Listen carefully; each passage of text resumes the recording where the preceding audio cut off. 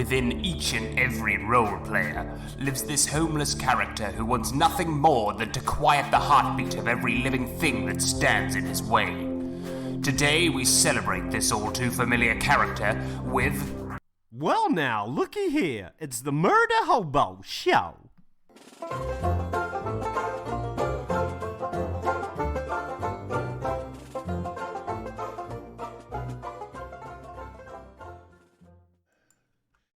Yay, here we go. Morning, kids. Hopefully I got everybody pumped out where they need to be. Welcome to Shady Story Time, where we tell shady stories told shadily sometimes. No. All right. I guess so. We are sans Charles today. Charles is hooked up with some prostitutes somewhere in the woods and in a cabin, I think. So yeah, he opted to not be here for this.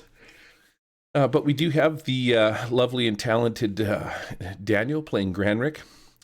Morning. Yeah, the well-mustachioed Vay playing Mercy. We don't have Charles. We have the last remaining original character from the beginning of our ICRP adventure last year, Corey Judd playing Thazit, the mage. Because you guys won't let him die. Well, every time he dies, he keeps getting brought back to life. And then the giant hillman, Dragons Are Real podcast, Pete Jones playing Clunge.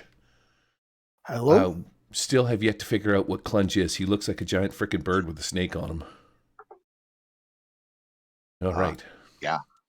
When last we left off, we finished our last adventure with you guys down at the docks. I don't think I want to go to my Alfheim adventure. I think I keep screwing this up. And I need to go to New Haven Docks is, I believe, where I need to go to. This one will take a second to build this while I have some coffee. Oh, right. Pete, can you check the Twitch stream and make sure everybody's audio is coming out properly? Okay. I'm going to clear this and hit build again because Paste bin is being a piece of garbage. Corey? Yep. I just want to make sure that when Pete checks Twitch, the both of us are speaking. Sure. 1 minute it's shut up, Corey. Next minute it's say something. Okay. Right? Dance, I'm monkey, like, dance. I feel like your wife. Both coming through. Loud and clear. Cool. Okay. We scoot off to this side of the town. Now, well, we got a thing here because we got some problems. We're going to start this bad boy off with Granrick, but unfortunately, Granrick is he's not feeling himself, to be honest with you. Where is Granrick? I'm going to move you over here, and I'm going to put you here like so. And now you are officially going to be called Gran Rock because you've turned into stone. And I changed it. Hey, check it out. Mercy. I've been thinking about that all week. Actually, it just popped into my head. That's how come it's friggin' so bad. Where is Granrick Steel? Yeah, that was a horrible joke. Here's your token back, buddy. We fought a massive basilisk that came out, and Granrick unfortunately was unable to not avert his gaze, but avert his bad rolls, and this basilisk turned him to stone and then was killed. Now, the basilisk came flying out on this with this little guy back here floating in the water, is this winged kobold that was riding his back, and there's an honor guard back here. Mercy's swarm probably has dissipated because, there's another swarm token. So, Granrick is in fine stone formation. Mercy, you're standing there looking at surveying the scene. These two boats. Oh man, now you guys changed the name of the boat. The boat. It was called the Gilded Trophy, wasn't it? Yeah, the Vigilant and the Gilded Trophy was the name of this boat. So the crew of the Gilded Trophy the Gilded Trophy pops out. They see that you guys have won the battle and sort of saved the day. They're a little sad to see that Granrick has turned into Grand Rock, but what are you going to do, right? So they cheer and hoot and holler. They're pretty happy that you guys have saved them from from the attacks from these red-plumed soldiers. Now, you guys are also dressed up like them. Baron Cordoga and Thazit and Clunge are wearing the uniforms. But yeah, the dock workers are all cheering you on. Oh my god.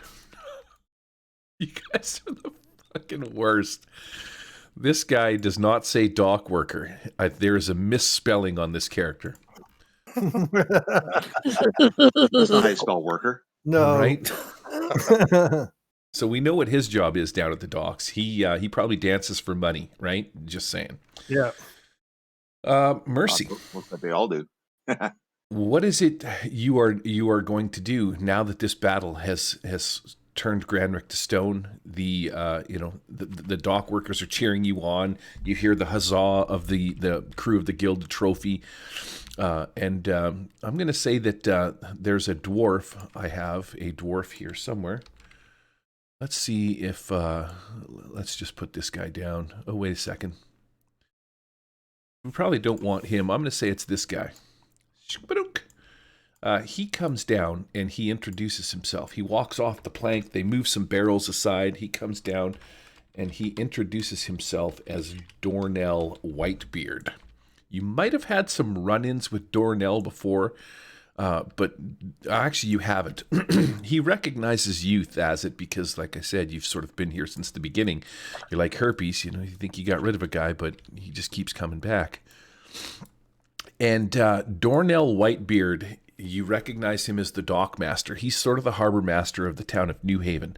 When you were trying to find safe passage over to the island, if you look on the map over here, you guys went to Thornell Island. I renamed it to something else, whatever it was. But you had to go over here and do some investigation. You found that giant jade statue underground and stuff, but Dornell was the dock worker there. He's the harbor master guy that you had to come and talk to and see if you couldn't book passage over to the island, because nobody goes over there. It's owned by a prominent family, but the lighthouse had gone out. I'm pretty sure you remember that adventure from last year. He climbs off the Gilded Trophy, and he's like, "Oh, I cannot thank you enough for saving the lives of me and me crew. The ship, I'm sure we wouldn't have been able to hold much longer, and if it weren't for your intervention in killing these folks, I'm sure we'd have been done for and probably turned to stone like your friend here." And he looks at you and he's like, I heard you call his name a couple of times during the battle while I was peering out through one of the portholes, and Granrick will sorely be missed. He looks at you and he's like, we were trying to set sail. It'll take us some time to get rid of the, break off these iron chains and pull the boat free from the wharf. But, if you're looking to get out of here, we can probably find room. Well, we've got lots of room on the boat, to be honest with you, for all of you guys if you want. In fact, we could probably take half the town on the old boat. She's running a short crew, but never mind. And then he kind of turns around. He goes over here, and him and his crew start working on the chains and stuff like that. Itchy nose. Mercy, what are you doing while he's flapping his gums? All right, finally. Yeah, sorry. I'm going to move over to.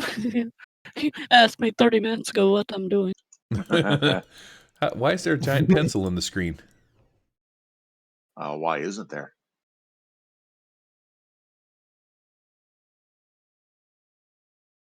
All right, I move over to Granrick, and now I look at that other pile of rocks over there. Is it still rocks? Yeah, there was another dude that turned to rocks. So one of the Yeah, and he got broken. right. Yeah, he's a pile of rubble Is back it still just? Okay, it's still just rocks. Yes. It's not like pile of goo. So it's one of those when the basilisk was defeated, everything doesn't revert back to what it was. That's what we're getting at. Well, Mercy doesn't know that. No, anyway. no. But that's what we're She's going assuming. to. Oh, okay, yeah. So she sits here at the base of Grand Rock, and she's going to sit cross-legged, pray to Ura, She's not really getting anything. She wants to figure out how to change it back. There has to be a way. So she's gonna get high. Okay. You start popping off some shrooms. You got a specific kind of drug that you're going to take? Yeah, I've got some mushrooms and some powdered mushrooms. I'm gonna snort, wash it down with some wine. Okay. All right, fantastic. Jesus. Make me a Constitution saving throw. Let's start with that. A 3. Oh man! All right, so you sit down, you start taking all of these pills and taking all your powders and drinking your wine, and it doesn't take long before you start retching up some of these more toxic materials. You know, maybe you get a little bit of spittle on yourself. But I'm going to say that you got some puke on your shirt there because you kind of went hardcore trying to help Granrick a little bit, and so if you I'm make gonna try to use that and Okay. rub it on the statue and see if it does anything. Okay, you just put your barf on the statue. Yeah. Seems reasonable. Well, you're high, so I mean it's understandable. But if you do anything with your charisma until you clean yourself off, which is you're probably not really overly concerned about it, but you're going to make a hard charisma check no. anytime you mess with your charisma stuff because you've got puke and spittle on you from being a drunk. But All right. make me a wisdom check.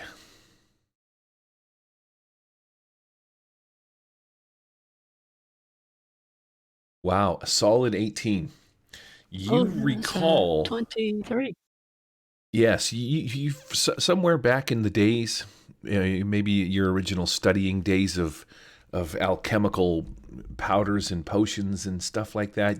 See, kids, drugs work. Yeah, you remember, it comes to you in sort of a vision of there is a potion that you can take that you just sort of pour on it. And this potion will sort of dissolve the stone away, revealing the flesh underneath it. But it is not a potion that you have. It is either like a greater restoration or a stone to flesh kind of a potion.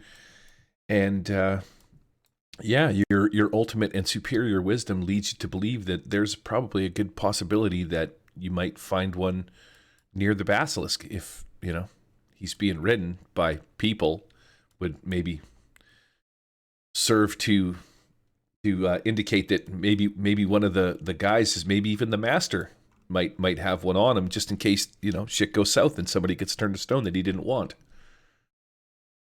Okay. Realizing that, though, I'm going to get up and crawl or stumble over to where the bodies are. Okay. And start searching them. All right. So you make your way down the docks. Now you're not going to tell anybody. You're just kind of like slithering across the ground like a giant slug track with puke and vomit. No, I don't think. Yeah, I don't think she'd say anything. She's just in her own world. All right. Now that you're walking down the it doesn't pier, faze any of us. Well, that's the thing. She just takes off and all right. Well, there she goes. Yeah, this is all happening while Dornell. Stumble a couple of times, but get back. That's up. right. Yeah, this all happens while Dornell is telling you about the boat and thanking you guys for saving him and stuff like that. While that's going on and you're having this conversation with Dornell, Mercy just kind of pukes and takes a bunch of drugs, pukes on the rock, walks down the pier. But when you get down where you're at here, Mercy, I'm going to have you make another roll. I should be moving on, but I'm going to have you make another roll for me, which is going to be a dexterity check to see if you fall into the water. Nice. Oh boy. I'm also going to make it a hard check because you're kind of cracked out right now. Yeah, that makes sense.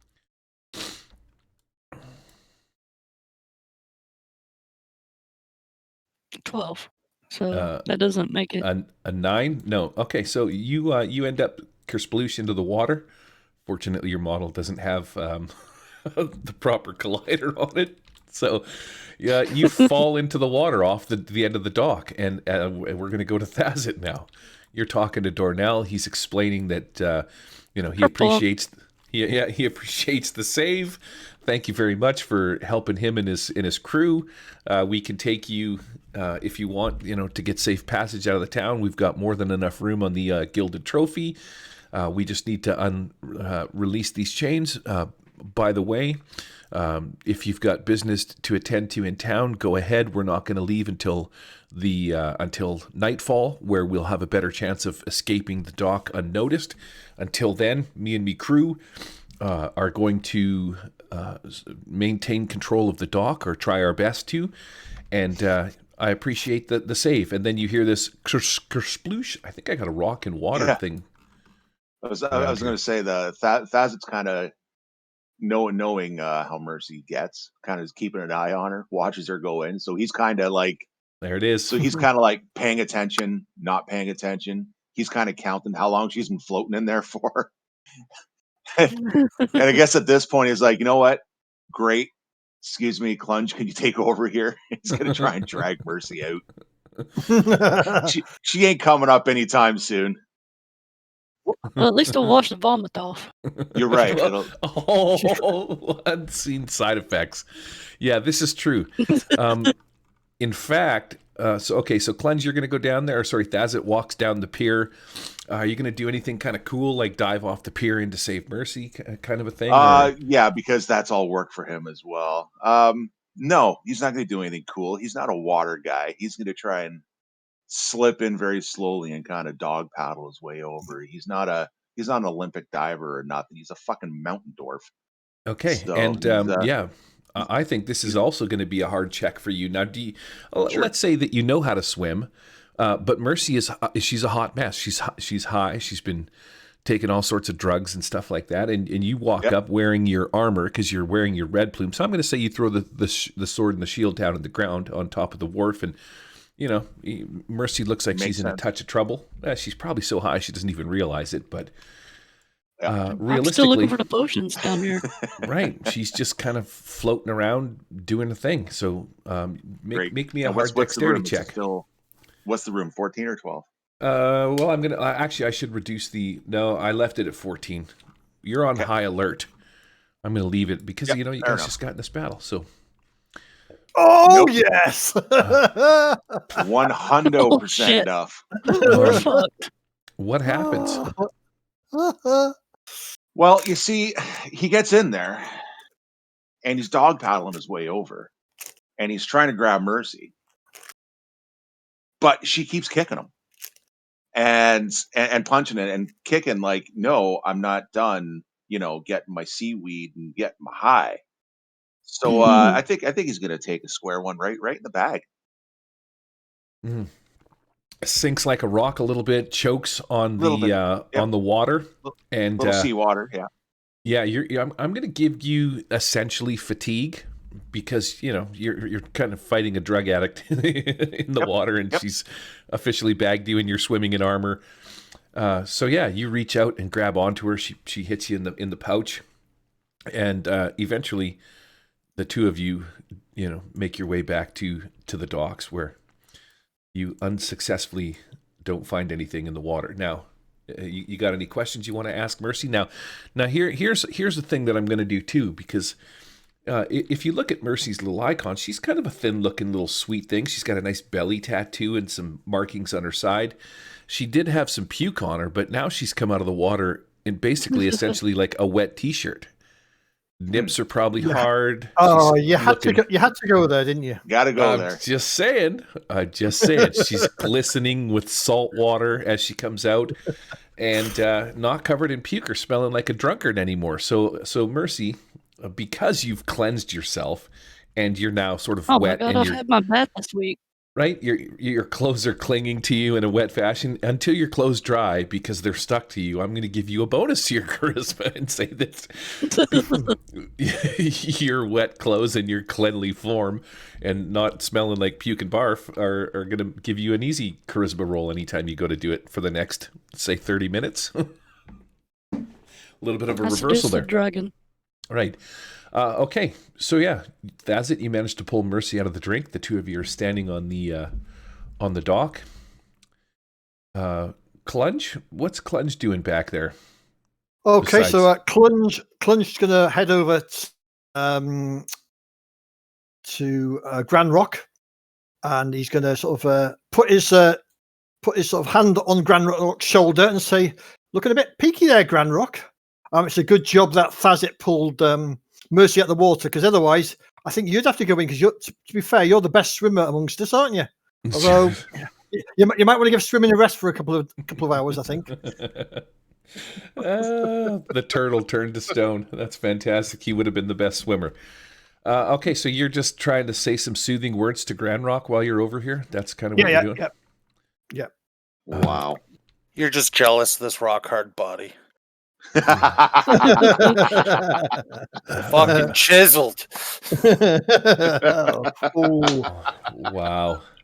Oh dear. There, you can have a hero. Shit. Have a hero point for your awesomeness. That's fair play. That's a concrete design. That. Oh, you guys are just working it right now with the freaking horrible jokes. Okay. Well, I would go to Granrick, but he's in stone formation. Dornell kind of looks at the lot of you, and he wanders off and starts trying to unhook the ship. Him and his dock workers are back here with Warsh. They're trying to break off these huge chains that are connected. I'm going to reduce my timer by 1 because we went around that turn. Now, Mercy, you get dragged out of the water, coughing and spitting a little bit. You're looking pretty svelte and you're pretty sexy in your wet clothes and stuff like that. Maybe you're a little bit more sober this time around. I don't know. But yeah, Thazit pulls you out, pulls you up into the dock, makes sure that you're okay. What's happening? No, I'm not sober yet. So I'll go to Thazit and kind of shake him around a little. Hey, did you find it? To find it. Ira has told me about the way to fix Granrick. Did I find? I was kind of hoping you found it.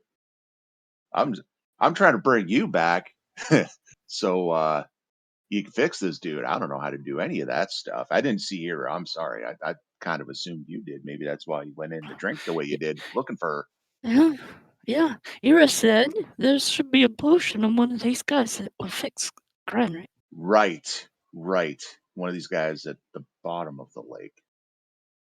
Oh. Well, to be fair, the ship's back guy, they float, right? They're not. Oh, they float. Yeah, but we got to get them. Yeah. We got a dog pound. All right, back in I go, I guess. You could. He float.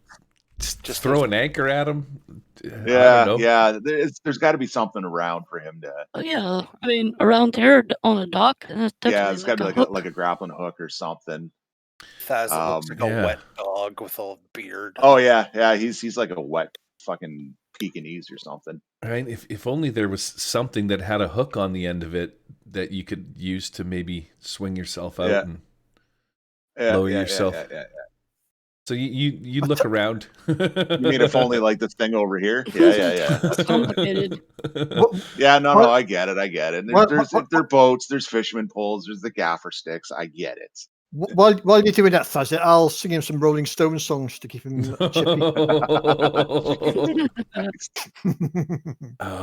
These runs are going quick. We're down one.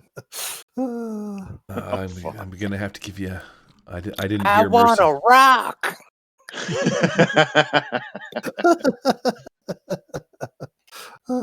Oh Jesus! All right. So Mercy maybe has convinced you to go back into the drink. That's a possibility. Well, yeah, bring these guys in, with the gaffer sticks, and maybe use a little boat, and we'll grab a couple of these bodies floating around. Okay. Well, I'm just going to say this is eventually what happens. You fish around for a few minutes. We've had our little antics here and stuff like that, but eventually you pull the ship's bat out. The winged kobold guy. You pull him out and you search him, and you do find a potion on him that will revert Granrick. He actually did have one because he's the controller of that. As you're searching through the rest of the bodies, though, because Thazit and Mercy are looking, and Clunge is just hanging out talking to the rock. I'm gonna have you guys roll. For both of you, roll me. What do I want? I want wisdom because that's perception. Right. Do that because you can find. Wisdom. That's my best stat. Let's do that. Yeah. You might find something that's a magical item and you wouldn't even know. You might just think it's a mundane item and throw it in a drink. But I'm going to have Mercy roll me a wisdom check. Beat a 14, which I think you did. It looks like it's on 13. And now roll me a d4. 18. Yeah, roll me a d4. All right, A 3. And Mercy is red, so I'm going to deal that to Mercy. Thazit, you can do the same thing.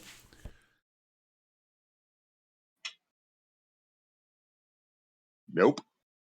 Okay. Clunge, I'm going to have you roll because eventually I'm just going to say that you walk over there. This is the part where I'm going to dole out some loots. So basically, what do we roll? Wisdom. Wisdom. Okay.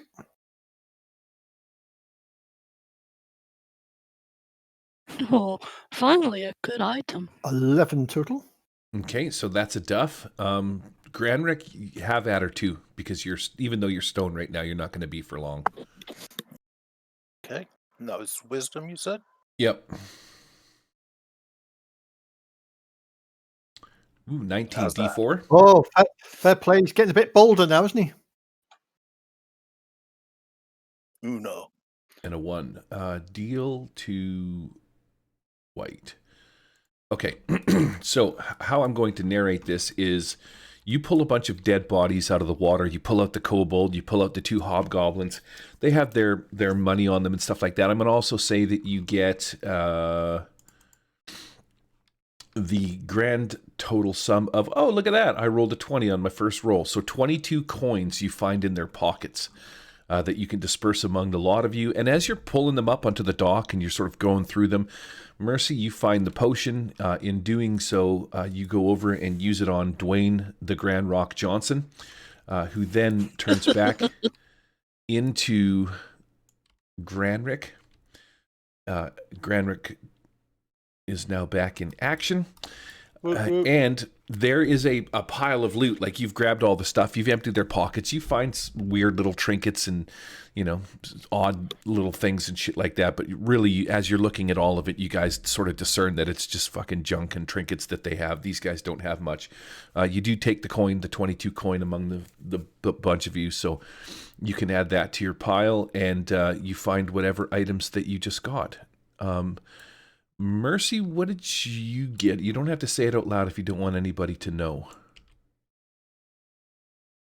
I got a ring. Because...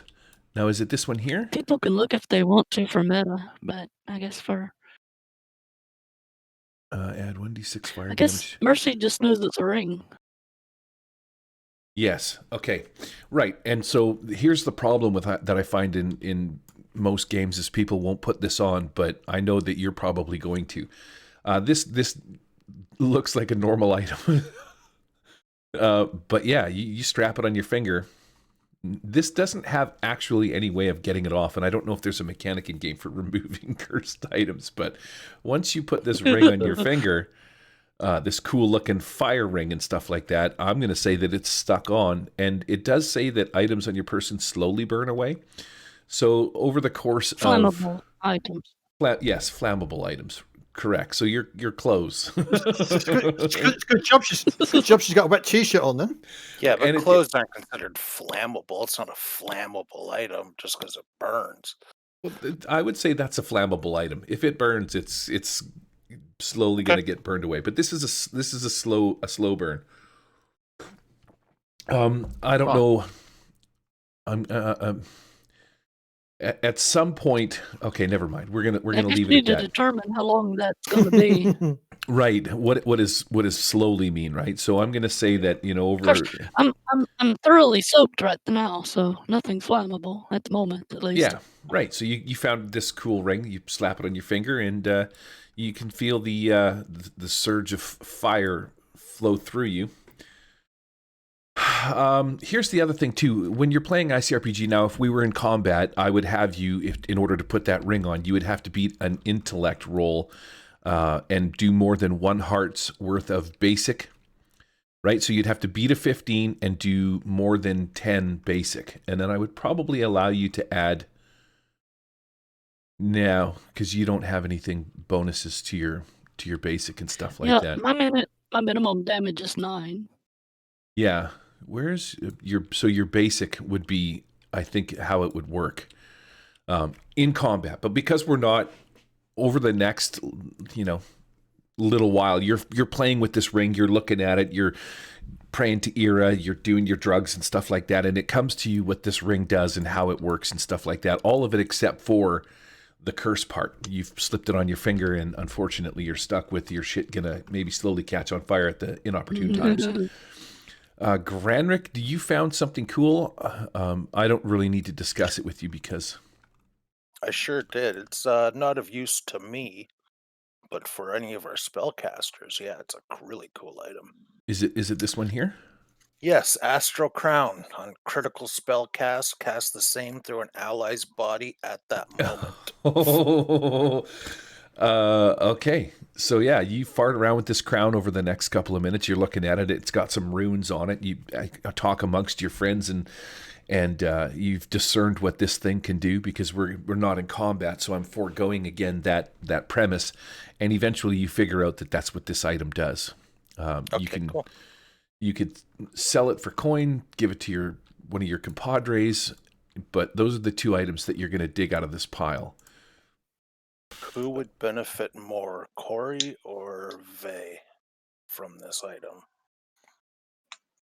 Because Corey, that's the one you're able to basically cast through another person's body, right? on a critical spell cast, yeah. Other than that, it's a +2 armor item. Right. I mean, the only time that's really going to be a huge benefit is if we're casting like area effects. So you can cast it from someone else in the event you hit that critical. That's the problem. Well, yeah, but even if you throw a fireball and hit a critical fireball, you get to cast another fireball through an ally's body, so it's a double attack on. Right. Not too sure. I mean, why don't we see what Mercy's armor's like? I've got some pretty decent armor, and I can't die, so. Because Vey, I mean, that could be you heal Oh, somebody and you get a critical. That could be a double heal. I have 14 armor, but also have invincibility. Oh, Jesus Christ. So, more or less, whoever needs the armor. Yeah. I think that crown would look great on Clunge. Well, let's look at the spells we cast, which would benefit from getting a bonus. Well, my stuff's typically all offense. So I do Healing Nova, Swarm, and Invulnerability. Right. Here, I'll give it to you because if you cast a critical on a swarm, that'd be a double swarm. There you go. Yeah, that's a cool idea. All there right. you go, Vey. It's on your map. You got Oh, okay. So you got a wet t-shirt and a crown. Nice, like- finally, Era has blessed me. It's a tiara. The funny part is this is a typical Friday night at the bar for Vey. just crowned the wet t-shirt. She's like, what, again? Just crowned, and somehow she's fucking married again with another ring, and what the hell happened Now I last smell night? like Jesus, ocean I got water engaged instead again. of beer. Yeah. All right, so yeah, you've got a wet t-shirt and a crown for it, which is fantastic. While you guys are doing that, Baron Cordoga, because he is not here today, the Baron tells you guys that he's going to hang out here, and well, let me rephrase that. Let me start with this. As you guys are discussing the items that you found, Claw comes running up from around the corner. He comes flying in through this little back area here. And he comes up and he's like, friends, I need to enlist your help. A lead, she's gone after Lord Hector Brom. I don't really have a good Claw voice, but I'm going to say that he sounds like a freaking dwarf all of a sudden. A lead, she's gone to look the word has come through, and he's stuttering and stammering like I am right now, but I'm doing it not on purpose. And he's like, he catches his breath. This is me thinking for a second. He goes, listen, we've received word that Lord Hector Broms lives. He's been held captive in Stogino Gate. A lead, she took off with a group of red plumes to see if she could go rescue him. I beseech you, please. It turns out that the capital, the Stogino, And you could look on the map where that is. He's like, people, there's probably at least 100+ citizens that are tied up in there.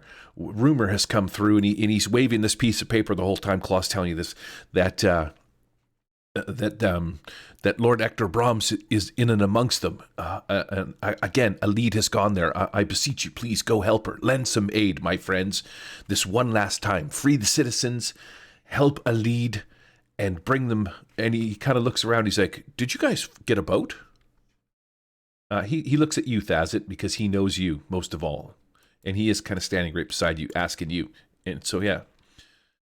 He's like, yeah, we've procured a boat. Yeah. He kind of stops for a second. He looks around at everything. He sees the boat. He sees the docks, and the dead corpses piled up, and the loot and the treasure. He's like, what happened here, Thazit? Well, we needed a boat. We've procured a boat.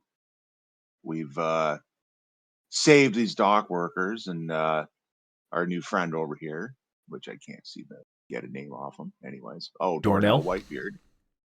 And, he's offered his boat to get the townsfolk out of here. There's your boat. Oh, well, this is splendid news. Splendid news. Oh, he goes, this is fantastic. I got to hurry back to the crab shack and tell everybody there that we've got a way out. So Dornell, he comes over, and him and Claw, they have a bit of a conversation, and Dornell tells him that, underneath the cover of night, I got room for half the town on the Gilded Trophy. He's like, I'll stay here, cover the docks. Baron Cordoga's like, I'm going to stay here too, make sure that these guys are safe, that we can control the docks. And, Dornell's like, he goes, I wish I had it in me, in me fighting days, I'd love to join you down at the Stogeno Gate, but, to have Lord Ector Brahms in me pocket owing me a favor would be a grand thing. You guys, do you know who Lord Ector Brahms is? We've discussed this in the past. Does everybody remember that he's the sort of the head of the town? He's the head honcho, like the president of New Haven, kind of a thing. So this would be a big deal. So Claw's like, you must go help Alid, and Alid has helped you out lots of times too. So you have sort of a good incentive to go, or you could just hang out here and we could just fucking call her done. But so this dude's higher up than Chump Check then. Oh yeah, Chump Check is just the mayor. So it's like Chump Check's like your municipal, and this guy's like your government. Yeah, he's guy. Federal. Yep. What was his name? Lord Ector Brahms.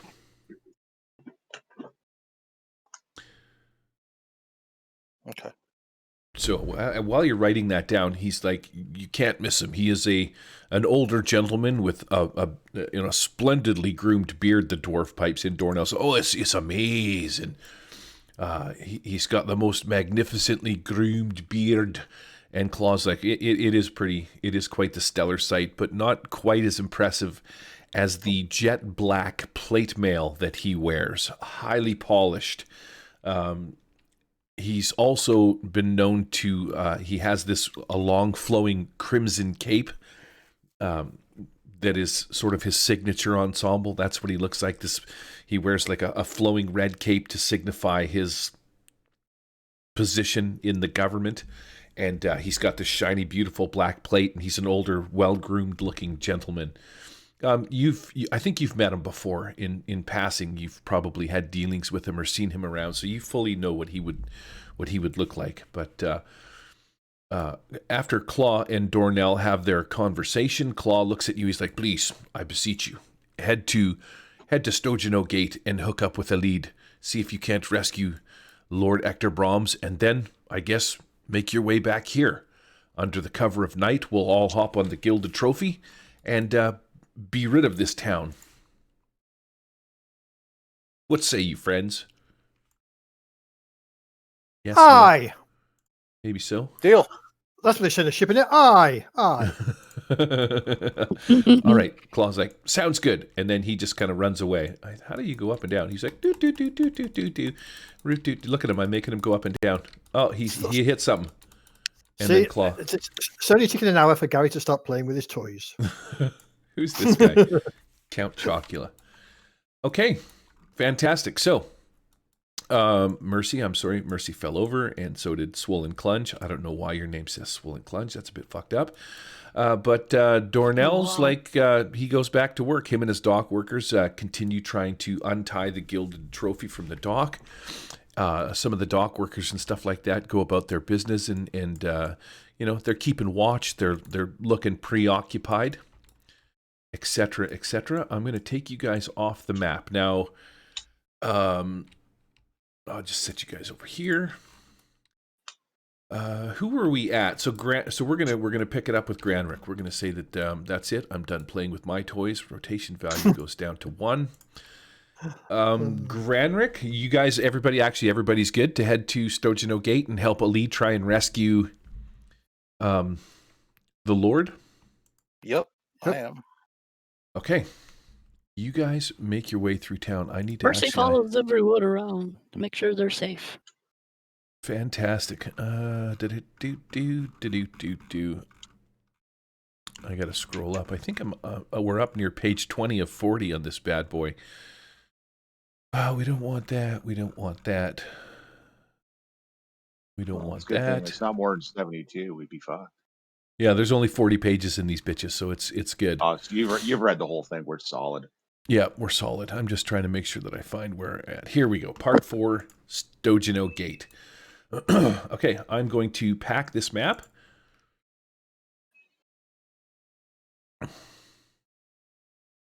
Packing complete. And we will head to clear, see all, Stojano Gate. This is my shitty floor map that I made. Cobblestone. Yeah, I was thinking of stealing your cobblestone, but I was like, that wouldn't be nice. And here we have Stojano Gate. I'm going to move you guys over here. Skaboosh. I like this map. Very atmospheric. Let's say maybe it's dusk. Certainly is now. There we go. So it was mid-afternoon when you guys were at the docks. It doesn't take that long to get through town. It's maybe a 20-minute walk, but the streets of New Haven are kind of deserted as you get to, or walk towards Stojano Gate and Vallejo Castle. The residents of the area have all since fled or been captured. And as you come around a corner towards where the gate is, you see this old marketplace right here. You know, these are little booths and stuff like that people have sold their wares. They're still full of stuff. The people that were here just basically took off running when they saw the dragon come in. As you guys make your way sort of right up to about here, you can see across the town the Red Plumes and Knight Elite. She is on the other side of town over here, kind of hanging out behind the corner of this building, and she is looking down across the town over in this general direction. She sees you come around the corner. She tucks herself up against the side of the building and holds her hand up. It's kind of, like it's not dark yet, but it's dark enough that there's a little bit of shade and cover and shadows and stuff like that you can, without too much trouble, like hide in the shadows and stuff like that. It's like, again, it's like 4:30. Well, I don't want to give a time, but you know that it's not nighttime yet. It's like dinner time in the winter kind of a thing. The sun's starting to set. You guys can see down at the far end as you make your way up to the corner. Let's move you guys up here. You get right to, so let's say you're right about here, peeking around the corner. Alid holds her hands up and says, stop, don't come any farther. And as you peek around the corner and look down the street, you can see that there's a hastily constructed barricade of barrels, sacks, and crates that block the passage of the main courtyard into the castle. Barely visible beyond it is a throng of people sitting in groups on the ground, bound to one another by wrists and ankles. So through the mess, I will come down to the far end. Through the mess, beyond the barrels and crates that sit at the front, there is a contingent of Red Plumes. You're not quite sure if they're full red plumes or if they're what you guys now know are called the Tears of Virulence. But they're at the far end hanging down on the other side of the gate. Beyond them, which would be off the map in an area that you cannot see, well, you can see, but it's just not on the map. There's groups of people that are tied together. Some of them are standing, some of them are sitting, but they seem to be bound to one another with ropes and stuff like that. There's a couple of dozen men and women in black or red plume uniforms splashed with bright green paint. So you can sort of tell that some of these guys are the militant Tears of Virulence, the guys with the green paint on them. You figured that out from your last encounter.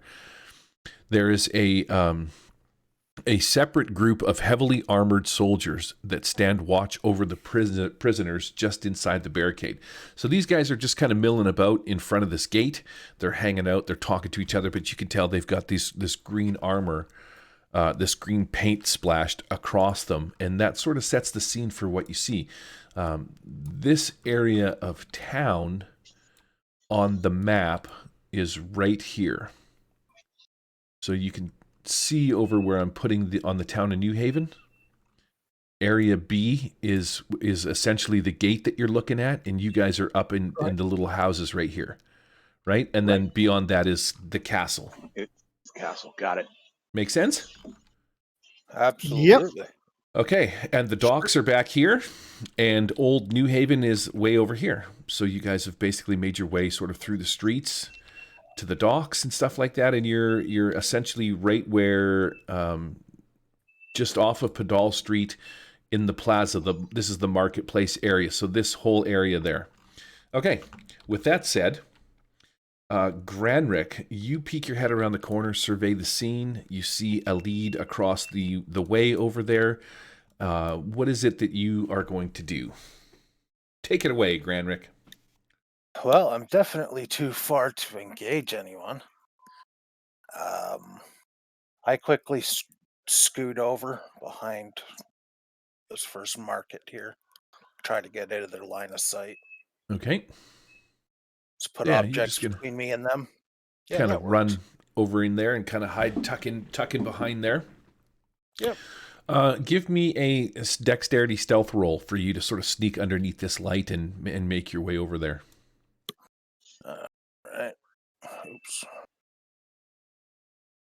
Text, sorry. 3 + 4, it's a 7. Nope. You get sort of right into the middle of the street here, and because you've rolled poorly, I'm going to Control C.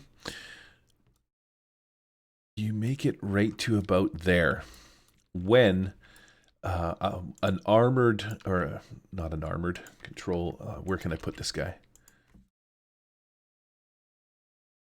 We're going to say this guy. He pops out. What size is he? Is he the right size? He's 1.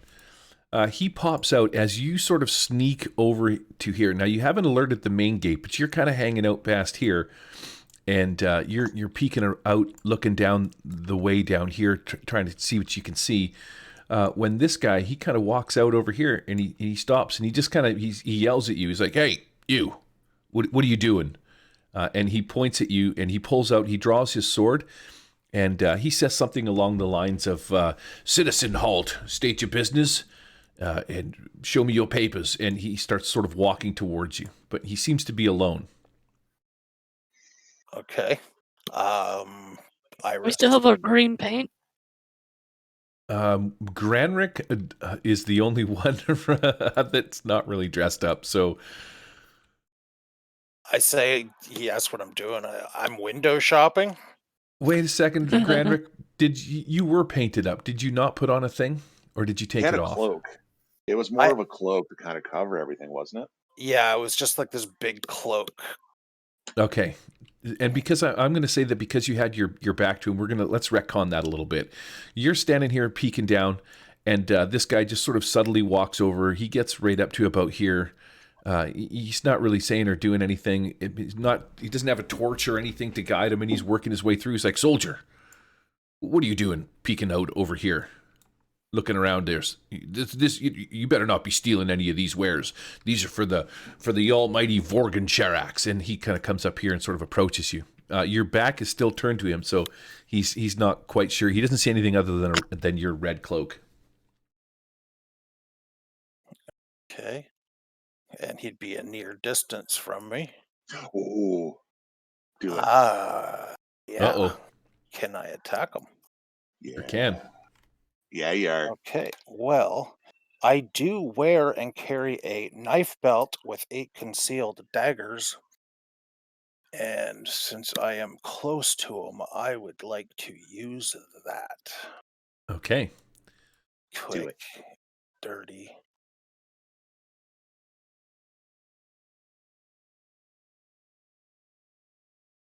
Nine and a 4, it's a 13.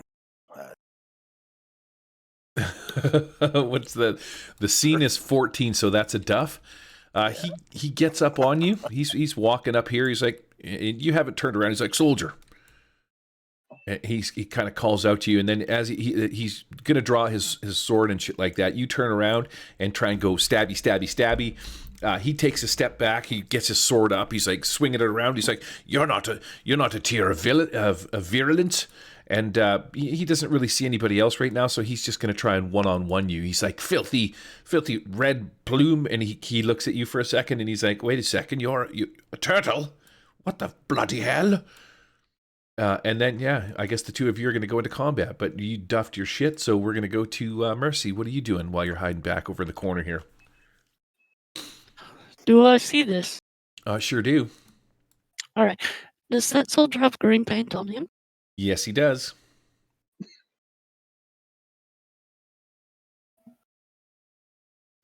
All right. Well, Mercy doesn't have a plan. She just reacts. Looks like a friend of hers is in trouble. So she's going to double move over there. All right. So you just come screaming out of the bush. Ah! Well, maybe not screaming. Do it. That's awesome. Yeah, I was like, just total war cry. Don't you harm him. Now, you're not wearing any of the uniform stuff, right? So you just kind of look like a... Yeah, I'm like a halfling. Mm-hmm. None of that would fit. Now, I can't double move and attack, so I'm not going to do anything like that. So that's it for me. So you just come sort of running out there, and well, here's what I'm going to give you. I'm going to give you a charisma roll because of that wet T-shirt, and right, and you're trying to convince this guy to stop doing a thing while Granrick's attacking him. He kind of looks over at you and sees your it hasn't been 30 minutes, it's 15, so you still got a bit of time left on your on working your lady bits. So you come running out, and they didn't have bras back in the day, so some perky headlights are showing. Right, you come out glistening a little wet underneath the lamplight that's right here in the corner. Make a charisma roll. And if in doing so, you're not really going to persuade this guy from attacking Granrick. You're not going to stop him from doing that. But nice. What happened? I'm still a little drunk, and as I'm screaming, I burp up some vomit in my mouth. Okay, lands on your shirt. Do you want to take a careening tumble into this marketplace as a misplaced sidestep? You kind of fall into the marketplace and knock all these. Yeah, that makes sense. Yeah, sure. All right. Stumble over onto it. I'm just going to put you upside down in the marketplace. You fall into it. You crash and puke a little bit. He stops attacking Granrick and just kind of looks at you. He's like, "What the fuck?" He looks at you, Granrick. He's like, "You know her?" Quick! I distracted him. A turtle, a turtle, and a drunk. This is what they've sent. Wow. Thazit, what are you doing? Oh fuck. Let's see here. It's gonna have to be, well, we gotta get rid of the threats. So let's see here. Arcane missile. I'm just gonna fire a fucking arcane guy. Well, we'll try anyways. No, he's not. What happens? Does it go off? Does it fizzle in your hands? Well, it does. It fizzles. It's like, in fact, it's nice and bright, kind of like a sparkler. Just kind of goes off and fizzles off in his hands. Okay, excellent. Clunge? What's the incognito clunge doing? The mighty gigantic clunge. So from beneath his robe, he will draw his bow and try and have a pop at this said nefarious man with green paint on him.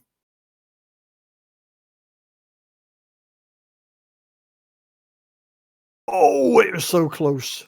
Wow. Arrows whizzing by. We all suck. This guy's... This fog is getting in my eyes. I can't see a damn thing. Oh, well, this is the beautiful part about it. I'm going to spin my timer around because we're at 1. So now that it's my turn and we're on 1, a bad thing is going to happen. Let me roll this dice and see where she ends up. T-shirts, drunk girls, turtles, fireworks. It's She like ends up on spring break in New Haven. a sweet 2. I don't think I want that. I'm looking for a thing here. Rolling fog, rolling fog states. I think this might be the one that I want.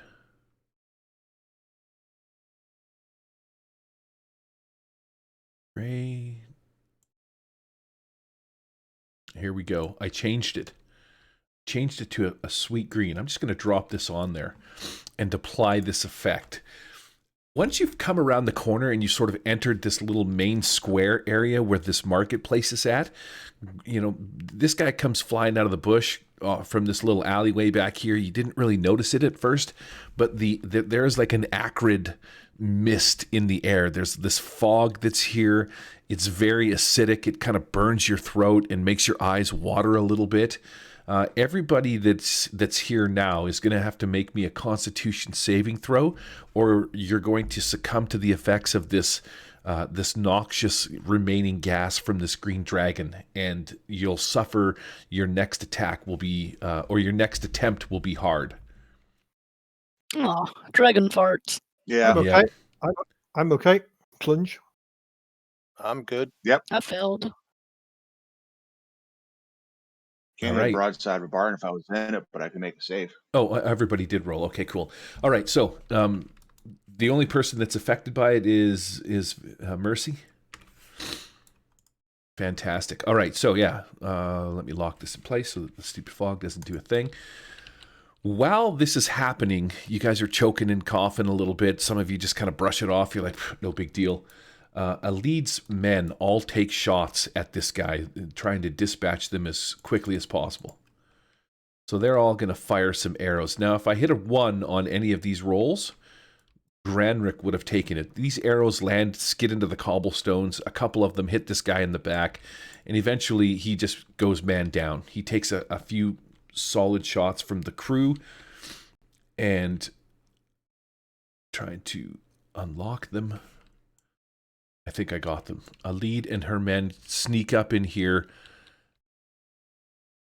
They hide in and amongst the crates and carts. This guy comes over. He's going to help Mercy get out of the deal that she's stuck in there. He kind of pries you free from some things. Alid takes cover back here. And these guys take up watch maybe over here and stuff like that. They're kind of peeking around, looking through different things and shit like that. Knight Alid looks at you guys and she's like, I appreciate the assist. Mainly, again, talking to Thazit, wherever Thazit is, back sort of over here. So maybe she scooches off over in this direction because you're there. But she's going to approach you. You're the one she's most familiar with. And she comes up and she sort of looks resigned as you're doing a thing. And she kind of says to you, she's like, Thazit, my friend. Oh, wait a second. Let me bust out my female Rathine Fell voice. Hi, Thazit. It's been a while since we've seen each other. Maybe she doesn't sound like that. But she's like, Thazit, my friend. No rule. I see no other choice. I fear I'm going to have to take my soldiers into that circle to the west, and we're going to launch an attack and quickly withdraw. The corrupt knights seem intent on capturing or killing all of the Black Fists, as you've probably seen. Any of us that remain loyal to the town, they will likely give chase, and when they do so, I'm going to need you to assault the gate from the eastern side and rescue the Lord Regent. She knows that you're familiar with him, so she doesn't go into a big detail as to what she's all about. But she's like, you need to rescue him and as many of the citizens as you can while we create a distraction. Does that sound like something that you're up for? That you're man enough to do? Sweet Thazit. You've seen what we do for this town. Yes, Of course. that is why I have no fear in asking you for this. By the way, what's up with the drunk in the marketplace over there? Why is it every time I see her, she's covered in puke and falling over shit? She's really the best that you could gather. I'm not sure what you're talking about. She's perfectly fine to me. The one with the puke on her? No, there's no puke on her. What are you Working talking as about? intended. That was cleaned off, wasn't it? No, she puked on herself again when she Just tripped in. puked on yourself again? Yeah, I and she Oh, I reapplied. totally missed that part. Yeah. just No, puked on her. that's how she works. That's totally planned. That's This you is one of see, the better she days, to be fair. camouflages herself as the town drunk. People don't take her seriously, and then bam, Kubayashi Maru. She finishes them off. I feel like That's our ace in the Mercy. hole right there. Yeah, Mercy is the drunk monk archetype, right? Yeah. She's the drunken warrior archetype. Yeah. She's like, Mercy, well, there's our ace in the hole. It's really discerning watching or seeing what people had for breakfast. That's all I'm saying. You know, maybe when this is all said and done, you want to surround yourself with a better class of people. That's all, Thazit. These are just, sort of final words that I'm going to impart to you before I go and attack these and get them to chase me away. So hold on, you're going to come here. You want us to risk our skins again for this town, who has repeatedly treated us like crap, and now you're going to downplay my. No, and this deal's starting to Yes. get worse and worse on my end. Well, I tell you what, the Lord Regent is in there. I've seen him. He's wearing the plaque. He's not wearing his red robe, but he is wearing his black plate armor, and he's an older gentleman, and you can see him in there. He's easily discernible. So we have no other choice but then to rescue the Lord Regent with or without your help. I've just thought that's what we were going to do here. And she looks at you, Clunge, and she's like, a big ogre-looking dude like yourself might really have some prominent gains within the city or future tasks if you have the aid of the Lord Regent, right? Well, you never know. Is there a good chance to grow my laundry business, do you think? I'm sure the Lord Regent, if you rescued him, would be most indebted to you and probably allow you to do all of the royal laundry. Even his drawers? Especially. Oh, well, that's me in then. Sweet. Do you think that you could convince Pukey and Turtle Boy to help you in this attack? Well, you call her Pukey, but today is one of her better days. Usually she's a lot worse than this. Yes, Pukey is me being quite polite. She's had a bath today, Maybe not intentionally, but she has had one.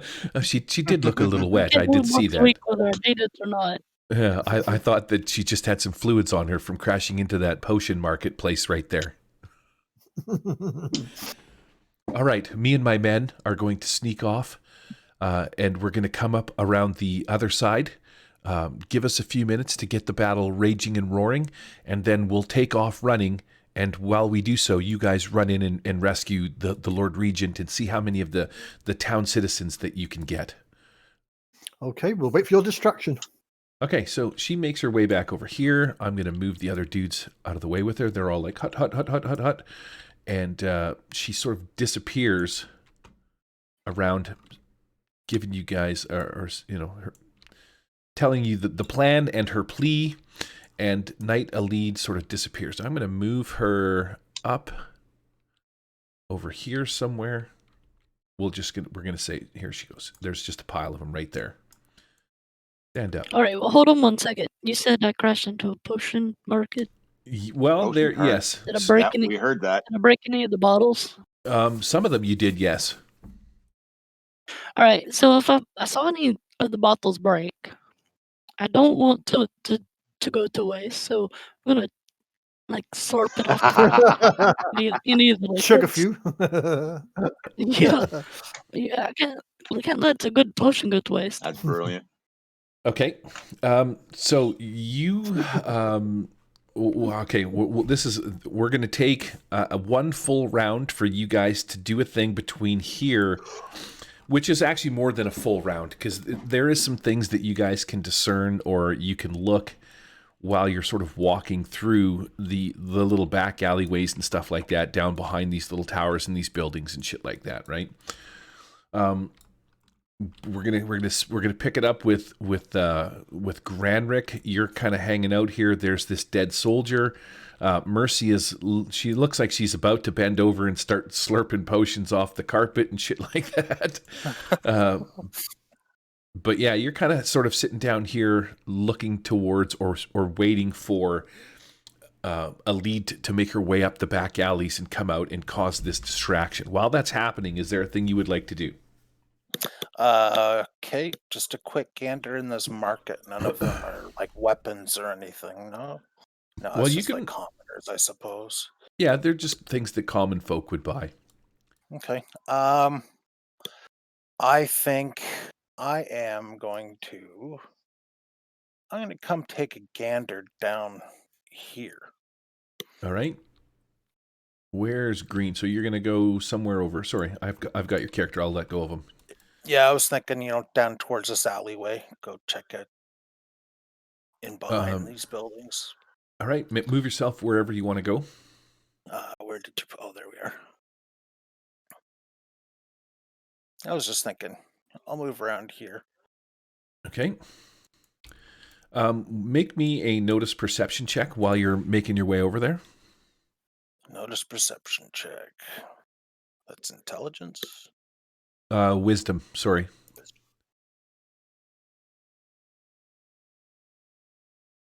I notice nothing. Yeah, Seven. you're kind of intent on just sort of making your way into a little hidey spot in behind this tree. As you're walking up, the only thing that sticks in your mind's eye is this weird goat that's in this tree, or not in the tree. The goat he's hanging out. Goaty Lee is hanging out in the this little area here. He's just kind of like just sort of doing his business, and it's really weird because there's nobody else around but this weird goat. Has he got sleeves on? I've still got line of sight on the gate. Yeah, you sure do. Okay, cool. Mercy, you start lapping up the potions on the ground. In doing so, you immediately realize that this is some kind of snake oil salesman. You know these. There's no alcohol in any of these potions. There's really nothing but just bland medicinal herbs that wouldn't do anything for anybody. Just oregano. Right? Yeah, It's disappointing. Just oregano. You're a little upset, but I'll get you to give me a perception roll because it's fun for me to have you do this stuff with your medicines. While you're slurping this up, you can take a quick peek and see if there's anything in here. On a good roll, I might give you a deal. No. What happens while you're looking, you elbow part of this cart, and one of the bottles sort of falls over. It was kind of half leaning as it got cocked on something anyway, and it just kind of rolls off while you're down slurping up shit off the ground, and it lands in the back of your head. Gives you a nice friggin' solid smash in the back of the cranium for... Oh, man. It for a whopping 4 points of damage. This bottle just comes down. As it crashes on the ground, this silver mercurial liquid dissipates into the cobblestones. It's some kind of like heavy liquid metal, like mercury or something like that, where it weighs a lot, and that's why it did so many points of damage. Right in the back of the head. But ouch. You quickly recover and carry on your merry way. Where are you going? What are you doing? If I saw Granrick, I'll follow him. Okay. You would see Granrick. He's over here, so you can sort of Oh, make there your he way is. Okay. across.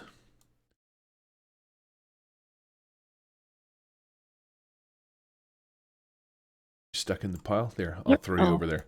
Okay. I got There we you. go. All right, so yeah, you just kind of hop into the shadows. Now I'm going to give you an easy check, to make your way over to where Granrick is. The sun is going down. There's lots of shadows and stuff like that. There's this green, acrid smoke that you've realized is in your in your face and in your eyes and shit like that. But you can make your way drunkenly towards Granrick if you want. So just give me a dex check to make it over there. Actually, never mind the dex check. I'm going to get you to make me a wisdom perception check. Oh, okay. Okay. Wow. Finally. There it is. 25. You make it right up to where Granrick is. You tuck yourself into this little alleyway here. And then you look at the goat. Now, were you here? You weren't here for the adventure where they went to the island. So what I'm going to tell you is that there is this weird goat. He sticks out. He's sitting there. He's eating some grass. He's looking at you. He makes noise every once in a while. He's like, "Bah." But for whatever reason, something rustles up in the top of this tree. And when you look up, there is a small girl. She looks like a little orphan girl, and she's perched up in the top of this tree. She has blood all over her, and she has a knife in her mouth. And like she's biting it, like she's holding on to it while she sits up there. She puts the knife in her mouth and she bites down on it, and she waves at you while she smiles.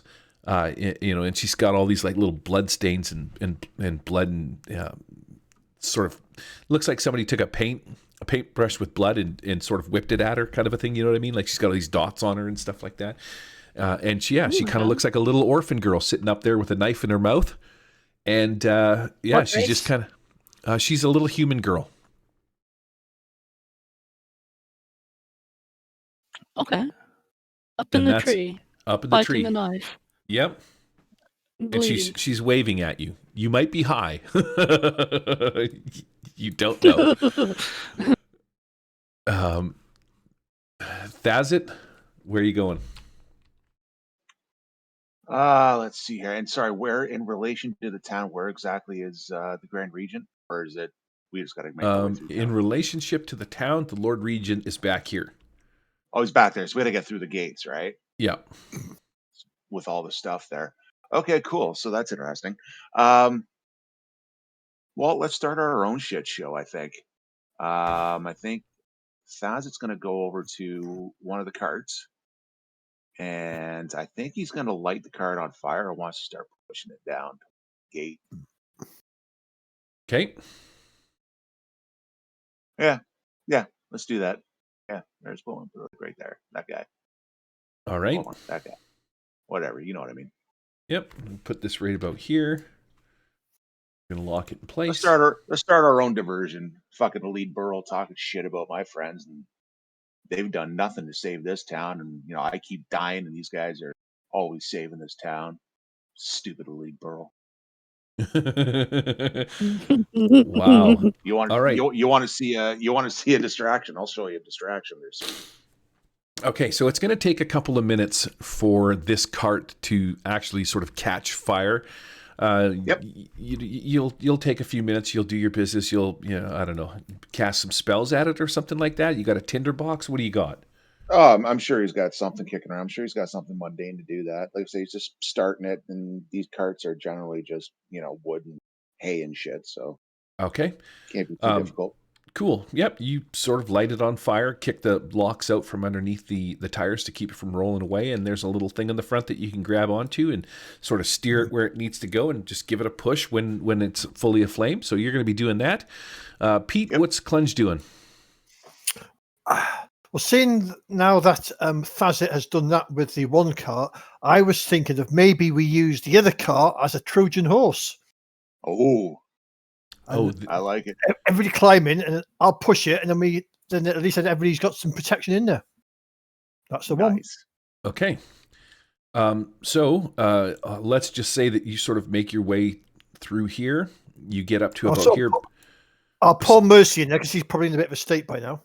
Well, Mercy's hiding sort of over here, but you've come up with this idea.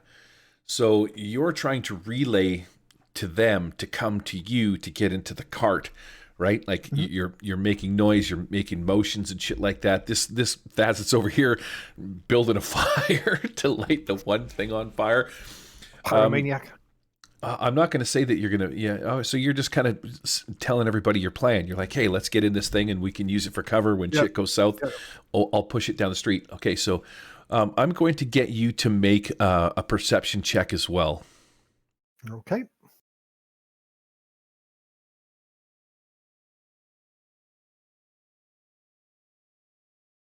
Nope. All right. Fantastic. All right. So you notice nothing. You walk up, you got this solid plan. You sort of whisper to everybody across the courtyard and stuff like that. And in doing so, I don't know if we'll leave that up to them. I'm going to flick my rotation value down to 1 when it comes around my turn next. There's going to be some hell to pay. And Mercy, you get a mastery point too, for that. For your 20? Oh, yeah. Yep. Yeah, marked mine. Got it. Okay, so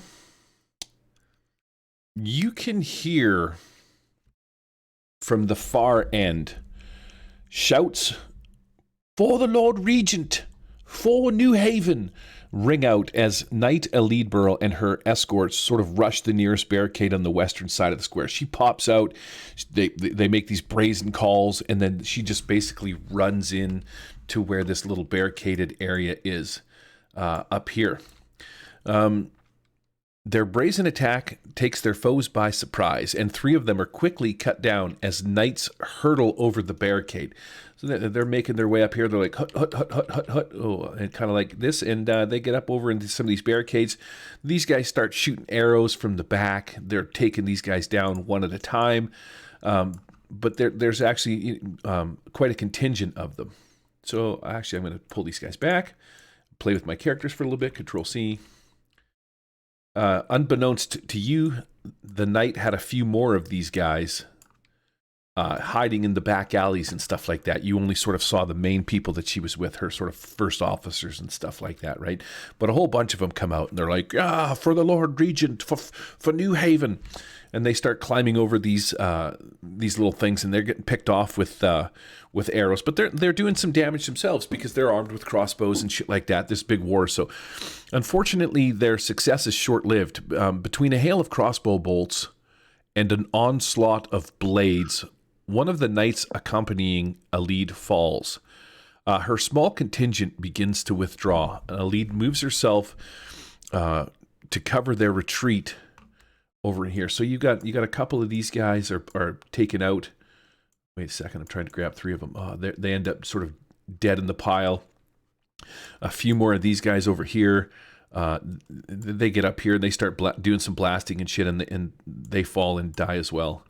But on a bright note, I don't know if I can select all of these people.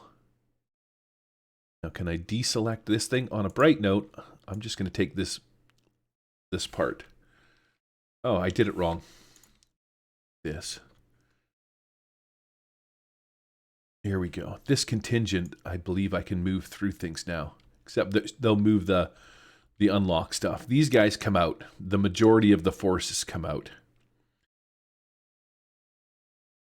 And they start giving chase to Alid and her men, who are over here. As they proceed to this corner area, these guys basically, they sort of take off running, and Alid sort of stops here and she puts up this grand fight. She's hacking, men are dropping 3-4-fold to any swipe that she gets on her.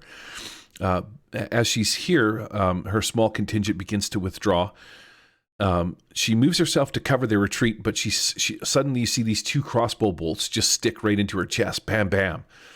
And these knights, these corrupted tears of virulence is what they're called, sort of just drop over top of her, and they just start stabbing her while she's laying on the ground. We're talking, multiple stab wounds. They're just violently doing away with her. An incredible amount of repeated stabs with their swords as she sort of lays there on the ground. But despite this, however, her plan is working. These corrupt knights abandon their post in pursuit of this small group. So you have, or she has, I should say, effectively gotten rid of. I think I can choose this. What is that? Is that a tree down there? This group, a lead is sort of dead there on the streets, but these guys run off down through the little side alley and disappear as those guys sort of chase them. And now it's your turn. This is where you guys make your stand or whatever. So I think I can unlock some of these guys. That is going to be it for what I'm doing or explaining. Lock that back in place. Knew that was going to happen sooner or later. Right? I caught it right away, which is good. Okay, so here. So these guys are slowly crawling their way over top of, and these are the remaining foes. I'll put them in a pile right here, blah, blah, blah. You get the gist of it. She has manipulated or pulled away the majority of the forces. There are still some people. There's a couple of guys that are standing over top of her body. Just sort of pulverizing her body full of, not holes, but sword attacks and stuff like that. And then we're going to come around to Granrick. That's what you see. All right. That was interesting. Yeah, the knight elite goes down. And we've got a flaming cart over here that I assume is going to be pushed down there. Well, you can assume. Yeah, I assume. Yeah, I'm gonna work my way as close to the gate as I can-ish. Or within reasonable range. I don't know, it's about as far as I can move, I guess, right? It's me snapping at my dog because he's growling. Yeah, I can't move much further than that.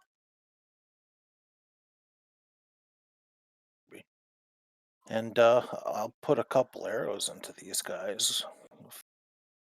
Okay. That's well within range, wouldn't it?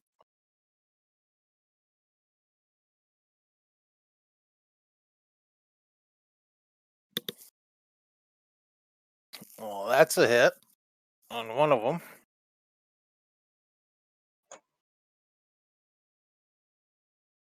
See the damage there on him. That would be 10 plus 4. That's 14 points. All right. On one fella. That fella drops into the ground. You have drilled your arrow into him, maybe right into the side of his skull, as he reaches down to stab a lead one more time for whatever kind of weird sadistic vengeance he's trying to take out on her dead corpse. This arrow just goes right through the side of his skull, and he just falls to the ground.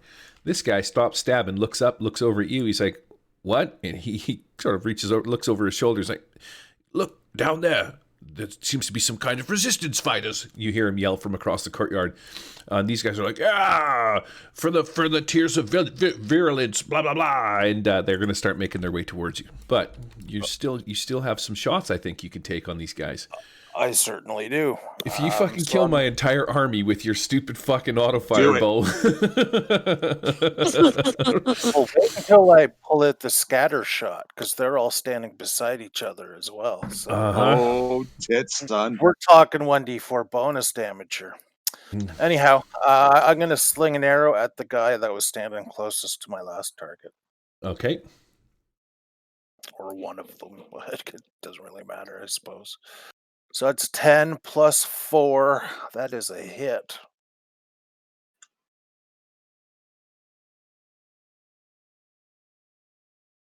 For 3 plus 4 points. It's 7 points of damage.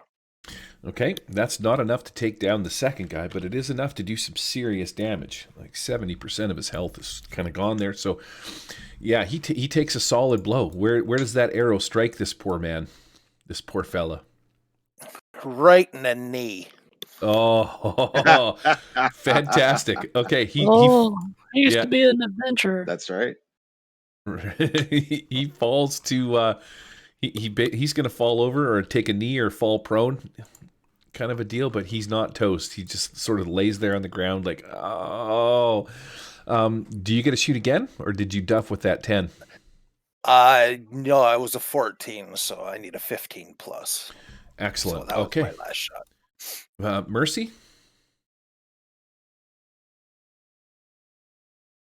All right. Well, she's looking at Scanrick because she does value the safety of her members, but she's focused on the girl in the tree, so she's gonna move as close to that as she can. Okay. You might be able to get yourself right inside the tree somewhere, I think. There you go. All right. I fucked with the models so that they wouldn't interfere with your moving around too much. Oh. All right. So I'm calling out to the girl, tell her to come down, or is she okay? See if I get some response. Keeping an eye on what's happening over there. Okay, so yeah, this young looking, she looks to be about 12-year-old orphan human girl. She, with this knife in her mouth still, she kind of leans, she sort of falls out of the tree and then puts one arm out to grab herself and then swings into the tree, wraps her arms around it and slides down it. Lands at your feet. Monkey girl. And yeah, she just kind of looks at you. She's like, outsidey, she says to you. She points and she's like, greet wing serpenty. And she kind of points up in the inside in the castle. Basically, you're high, but you translate to, great wing serpent is what she said as she sort of points and tells you that there's like a giant dragon in the trees. Oh, in the trees. Oh, sorry, not in the trees. In the castle. In the castle. Okay. I think I can use little Jimmy for her miniature. But yeah, she slides down, lands at your feet, pulls the knife out of her mouth, and she's like, greet wing serpenty. And she points up at the up where the castle is. Oh, thanks, Tips. Oh boy, a dragon in the castle, you say? Yeah, she jumps up and down a little bit. Oh, maybe I'm going to use this one, except she doesn't have, no, she's got a fucking musical instrument. It's okay, I can see it in my mind. I tell her to run inside that house right there and be safe. Okay, well, she's like, oh, no. Looking at things here and there. And she sort of points all over the place. She gives you the impression that she wants to see what's going to happen out here. She shows no fear whatsoever. Not worried about anything that, she's not really worried about her safety or any of that kind of stuff. As you look at her, she's covered in blood and bits. She must have been in some kind of fights or something like that. Here we go. I found the little urchin, not so little though. But I'm going to say this is the little urchin girl. Does she look unwell? Mentally, a little bit. She doesn't really speak. Physically? Physically, she looks okay. She doesn't have any wounds or cuts. The blood, you can tell, is not hers. Oh, okay. Little orphan girl. Ask what their name is. Wow. Just as soon as I type in little orphan girl, you say, what's her name? So, she tells you, she points at herself and she says, Elisandi. And then I spelt it on her character name, so now you know what her name is. She is covered in a large amount of dirt and blood. She doesn't have any of her own wounds. You can tell by looking at her.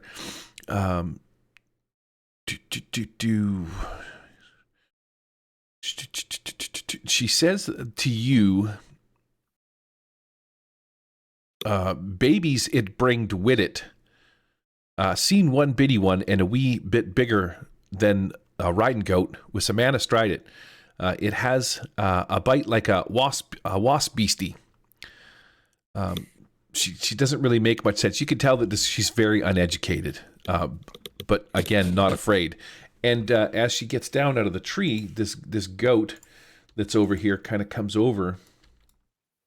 See if I can center on Goaty Lee, and just kind of hangs out beside her, making its noise. And now this goat, when it comes over, it's almost as if this goat has some kind of sort of weird spiritual intelligence to it. It comes over and it kind of looks at Elisandi, and it just kind of stands beside her. She starts petting it. It doesn't say anything, but you notice that this goat has these milky white eyes. It doesn't have normal goat eyes, so you're assuming that this goat is blind, but it picked up on the fact that this girl had come out of the tree, and it come over and stood beside her. All right. Is that goat your friend? She tells you that Goaty is friend. Okay. I just say get back into the tree and be safe. I'll be back later. Okay. Well, she's like, but I just got down, you fucking bitch. Well, I couldn't climb up there. She doesn't say that. She just kind of looks at you. She's like, I just want. She just says, just looking at things, and she points around. As she's pointing around, you get the idea that she's just curious. She just wants to be here to see what's going on, and she's not going to climb back up the tree because she's more interested in what is about to happen. She sees the flaming cart. She points at. She's like, looking at things. And this crazy little orphan kid is just kind of hanging out with this knife as she waves it around and points at different places. We're going to leave it there and pick up Thazit. Go ahead. Well, for my action then, if the girl doesn't need help, then I see all these guards looking at Ganrick. I'm just gonna give him invulnerability if it casts. Sure. Nice. And you rolled a 1. It does not. Oh my god, you did too! That's about a fourth one she's done tonight. That's my fourth one today. Wow. Brilliant. I'm going to give you a hero coin because you just cast vulnerability on him. That sucks. There's a misfire. Invulnerability. So what, am I a magnet now? Nope. But what is going to happen is I'm trying to find invulnerability on the spell. Anoint one target with touch. They cannot be harmed for 1d8 rounds. So you walk over. Oh wait, is it? Oh, okay, touch. Yeah, you gotta touch him. So you walk over and you're like Alakazam, Balakazoo. You throw up in your mouth a little bit and you poke Granrick as the last words come out of your mouth. You get a little puke and spittle in his eyeballs, and he's going to take double damage for 1d8 rounds. Oh fuck! You're welcome. All right, let me roll the 1d8. Be an 8. Be an 8. Fifth one. No, I keep rolling. Oh shit! You're running 1s and 20s today. That's fantastic. That's crazy. Thazit, what are you doing? What is your game plan, bud? He's gonna keep pushing this cart right down into those. This cart. Can you move the cart? No. Okay. I can move the cart for you. Yeah. Move it down. I guess we could get it maybe as far as yeah. The whole idea is just to start pushing it down, see if we can freewheel it down. Yeah, I'm going to say that you can get it going. You can start pushing it. There we go. Yeah. So the intention is because these guys are going to keep barreling through this. Are going to keep barreling through that opening down there. Set that whole opening aflame, right? So they can't be coming through, or they can try, or they catch fire, whatever. That's going to be the eventual goal. Sure. And if I have to take out a few of these guys along the way, or run over the body of the lead burl along the way, so be it. I see that's probably what's going to happen is you're going to run over her and set her ablaze as well. That's a shame. Think of it as a pyre. The little girl, Elisand, she kind of jumps up and down as she sees this going on. She's like, ooh, the flames, outside-y, the flames. And she's kind of pointing at it as she hops up and down and then sort of disappears down into the thing. And you can see her peeking out, Mercy, through the little holes in the little circle thing here. I don't know what the hell that's called, the little ring around the tree. So yeah, she's kind of hanging out, looking out there, watching this flaming cart go flying down. Pete, where's Clunge? Clunge probably fell asleep. He's old. No. Clunge is going to push this cart, even though nobody's got in it. He's a bit dull. He's going to push the cart down there, and as he's pushing the cart down, all right, guys, you'll be completely protected in there, not realizing there's no bugger in there. Okay, you can grab onto the cart and start pushing it down. It's going to come around to my turn. It is 8:53. I see Thazit said be right back. So let's take 5 minutes. I'm going to go refresh my coffee, and we'll be back in 5. Okay. Cool. Okay. Where is my be right back? There.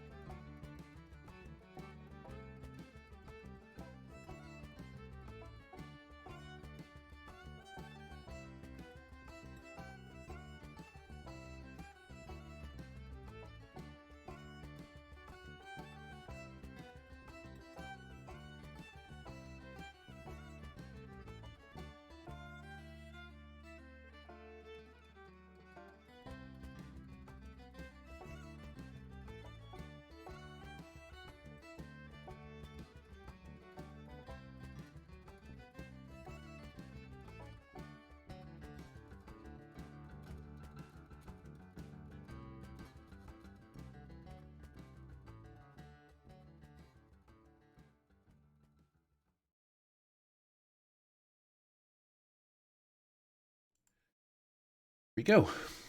Yeah, I had it on airplane mode so that it wouldn't interrupt things when I was podcasting, because usually, you know how it is. It gets fucking weird beeps, bells, and whistles and shit like that.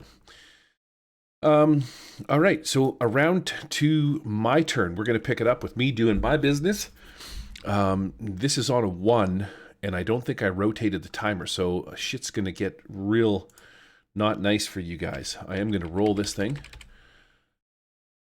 Oh, landed back on a 2. Oops. Hit rotation value 2. Lock that sucker in place. Everybody make me a constitution check. We're just going to do the same thing as last time. The rolling fog is pretty brutal up near here where the dragon attacked the castle. If you fail, your next attempt will be hard. If you succeed, nothing bad happens. Vey. Nice. Vey, you are on fucking spot today. Wow. That is brilliant. See? I like Vey has rolled. Like, who did you hurt for this to keep happening? Yes, the gods, the RPG gods are pissed off at you. I did give you 2 hero coins, Vey, because you have rolled 5 ones this game. I think she's at 6 or 7 right now. I think that was 6. Yeah. All right, well, there's a couple hero coins to help manipulate your roll. Vey's either not back. Oh, no, she's got to be back. She rolled. Or her mic is muted, one of the two. We don't hear her. That's cool. What is going to happen here is these soldiers are going to break off into 2 groups. These guys are like, hut, hut, hut, hut. They're going to come up here, and as they're running towards you, Granrick, they can only go so far, right? They can't really make it up upon you, but they do have crossbows loaded, so they're all going to shoot at you and Mercy. These guys see the... I'll get rid of the dead guys. Oh, this guy stands back up. He's pointing. He's like, get the turtle! Get the turtle! He's yelling at these guys, and they go taking off. And then this little crew is going to come over into the diversion, and they're going to try and keep this cart from rolling into the main gate. This guy, he gets up and maybe makes it over to about here somewhere, where he is going to take a shot with his... so I'm going to put 3 shots on Granrick. Oh, you better hope that none of these hit. A 16 is going to hit. Yeah. So you're going to take double damage. Ooh. So that's a solid 10 points. I just rolled D6 twice. You got hit with 1 arrow. I rolled the D6 twice. That's the effect of the vulnerability. It's going to wear off after this round anyway. So you take a whopping 10 points as this arrow, as it's flying at you. You think it's going to miss, but then at the last second, it veers in and hits you like in a soft spot between your shell, piercing into you, whatever color your blood is. I don't know what color. Does turtles have red blood? I think they have red blood. But yeah, some blood spurts out a little bit. And I'm going to say that the arrow that hit you is from the guy with the hopping 1 leg over here. We're going to call him One Shot. He jumps up and down. He's like, yeah, fuck you, turtle. Fucking turtle. Piece of shit. And he shoots you with a fucking crossbow. I'm going to take 2 shots on... Okay, cool. I'm taking 2 shots on Mercy. 6 and a 9. I don't think either of those hit. No. These 4 guys, their whole premise is just to stop this cart from being pushed any farther. So they all run up, hut, hut, hut, hut, hut, and they get up on it and they put their hands on it. It's rolling towards the... whatchamacallit, but they start chopping the wheels and shit like that. I'm not really paying any attention to what's going on because Thazit created a brilliant diversion. And yeah, you don't want this thing. They don't want this thing flying into the front gates and shit like that. So that's going to put me around to Granrick. Granrick, as you pull this arrow out, break the arrow off, do whatever it is that you're going to do with it, you can hear some commotion coming from back down this little alleyway, and it sounds as if the group that took off down here is actually making their way back, and that could possibly be my next threat, treat, or timer dice. Just saying. What are you doing? All right. These guys are hauling ass at me. This guy doesn't like me very much. I'll go for this guy first. One shot. I will draw my bow.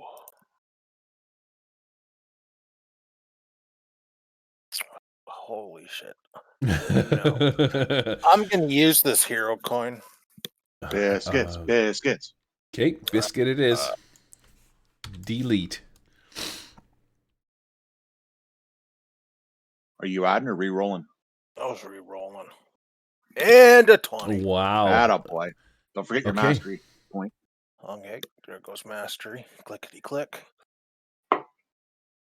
Alright. Oop, damage.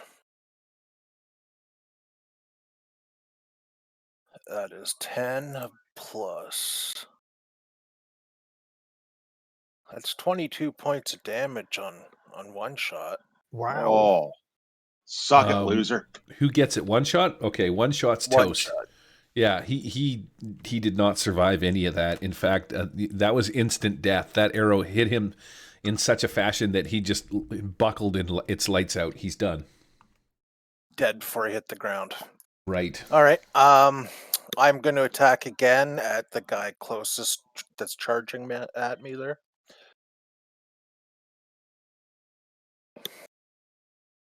And that's a 14. For 10 points of damage. Okay, so one of these guys then he's going down. He takes a solid arrow in the throat, gurgles a little bit, spits blood on his buddies, but they're not happy with you for that. They make some rude comments about killing the fucking turtle. Turtle soup time. Turtle soup time. Oh, he fell down too because he not looking. And that was the end of my turn. Mercy? I did. I'm afraid to do anything. Oh, that's fabulous. I've never seen somebody roll so many ones, but you do have some hero coins. I gave you, if you look at your pile, because you might have been away when you've rolled so many ones, I gave you 2 extra hero coins to help you feel more heroic in the later turns of this game. Well, those 3 guys right there together. Yep. I can't resist the swarm, so I'm going to cast a swarm. All right, swarm it is.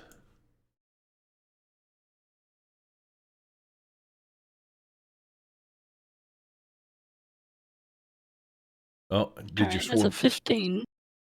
Okay, so that's going to be a success. So your swarm goes off. All right, so that's going to be magic. It's a D10, right? Mm-hmm.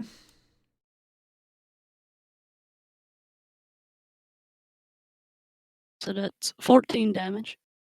Wow. And now, on all of them. Since I have the Ring of Flame, that's an extra 1d6. Okay. That's a 3 more, 17 damage. Okay, so all in one round, in a matter of mere moments, you see these little bushes in front of the houses.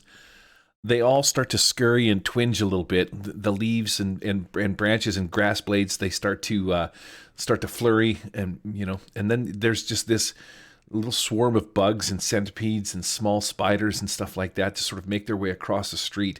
They encapsulate these guys, doing, just getting in their skin, their mouths. They fill their throats and noses up. They can't breathe. They're choking and grasping at their throats before they die. But as the fire element kicks in, it immediately kills the swarm. All your little bugs go up in flames and shit like that. But even though the swarm on the outside has been taken care of from the Ring of Flames, these guys are still all toast. They all die with bugs stuck inside their lungs and mouth and shit like that. You've done enough damage to take these guys out. So well played, but your swarm does not last under the flames that they catch place, because they are flammable. Little bugs start popping like popcorn and shit like that, and your swarm is going to dissipate, Just leaving. One round. Yep, in one round. That's it for these guys. Well, I'd probably let it go a little bit more, but you did kill them, so I'm just going to explain it that way. You've taken them all out with your swarm spell.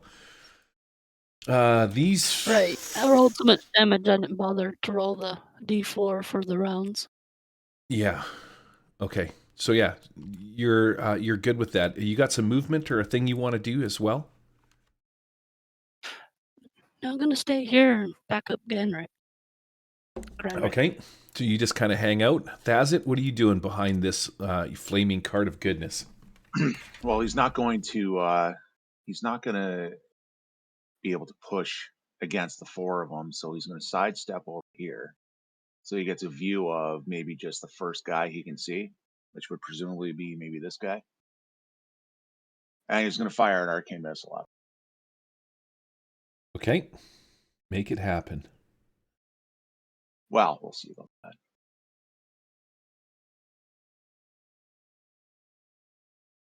8, that's a 14. All right. That's That's going to be full enough to on. succeed. Okay, and magic.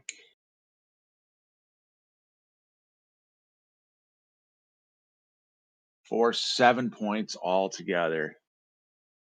Oh, boo on your crappy spell. So, who takes it? Oh, This I guy? know. Yeah, the guy furthest to the left of the pile. Okay. So this knight, he takes the full-on brunt of your magical shizzle. This guy Looks at right you. here. Yep, he flips you the bird. It's like that's the best you got as he draws his sword, and he's going to start making his way towards you. Clunge, what are you doing back in there with your little cart? Oh, he's moving this cart up, huffing and puffing. Yep, just pushing the cart. Okay. Yep. So you make it up to about there, 4 wheels on my wagon. I don't know why that says that on there, but okay. I'm still rolling along.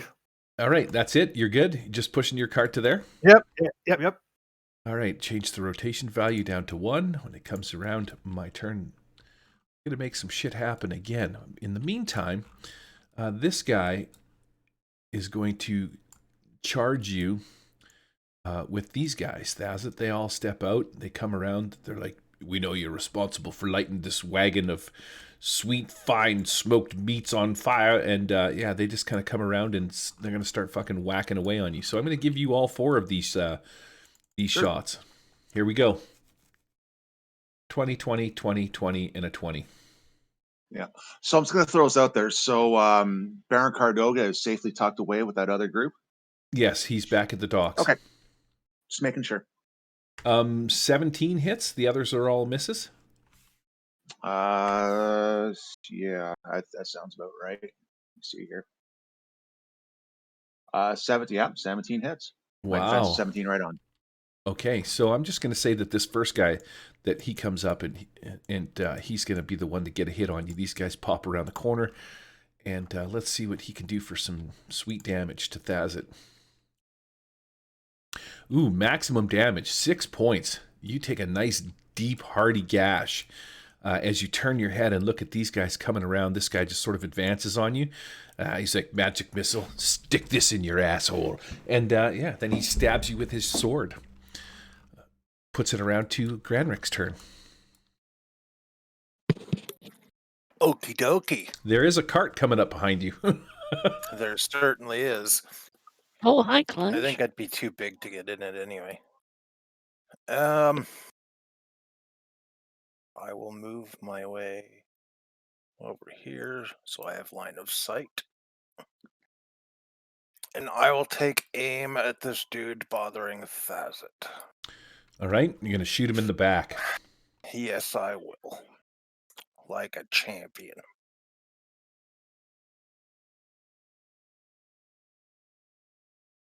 Let's do it. Or not. Just fucking duffed it. Just Wow. missed. Mercy? Well,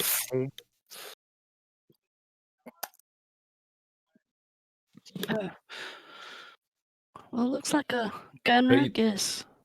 Bet you don't have any spells to help him hit better. Right. Healing Nova on Ganrick.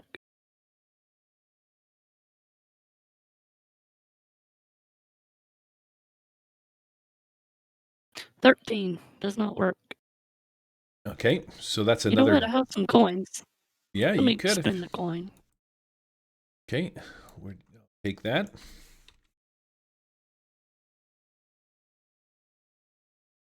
All right, that makes it. Okay, that was just added on top of, so that's a success. Roll your healing Nova spell.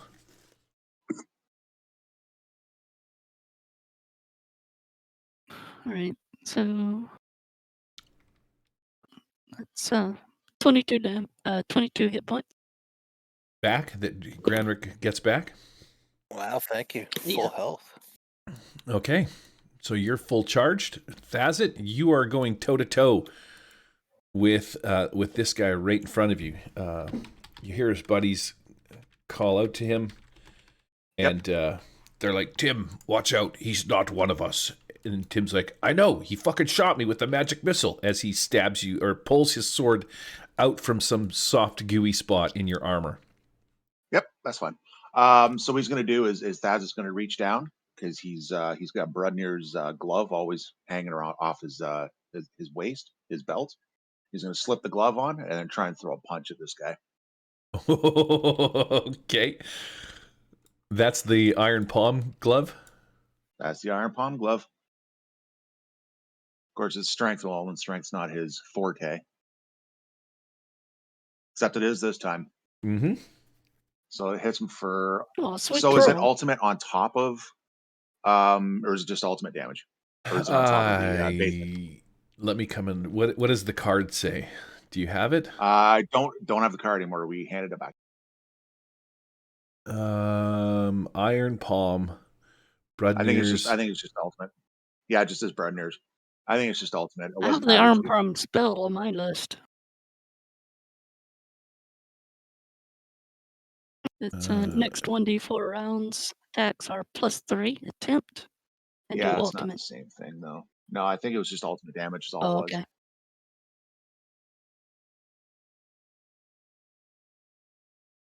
was. okay. For an awesome 3. Oh, well, that is That's exactly all you what you need for this need. guy. Yeah, Tim's not looking good. He takes that 3 points So and he yep. goes down. So he goes right through. He goes right through his gut, and he's going to grab some nice gooey innards and just pull them out and show them to Tim as he falls down. Oh man, Tim has that look on his face like, and he has that look like he enjoyed a delicious croissant this morning, and you've just ruined it for him. Yeah. He reaches out, puts one arm on your shoulder, looks at his guts, looks at you, coughs blood in your face, and then just falls forward into the ground. Oh, Yep. I knew they had to be French because they were upset that this meat cart was And I on yell fire. in the background, "Fatality, bitches!" These 3 guys, they're like, Timony, no, this is not good. No. And yeah, Clunge, you're pushing your card. Yep. Okay, fantastic. Here we go. Do some of that.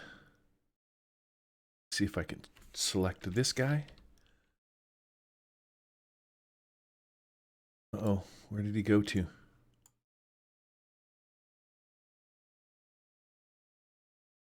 There we go. Goaty Lee might be a little disproportionately too large now that he's out of his cage, but yeah, he's probably really more something along the lines of this.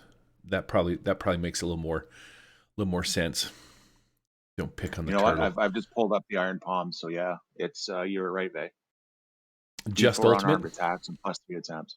No, it's D4. So for the next D4 unarmed attacks are +3 attempt and do all. Wow.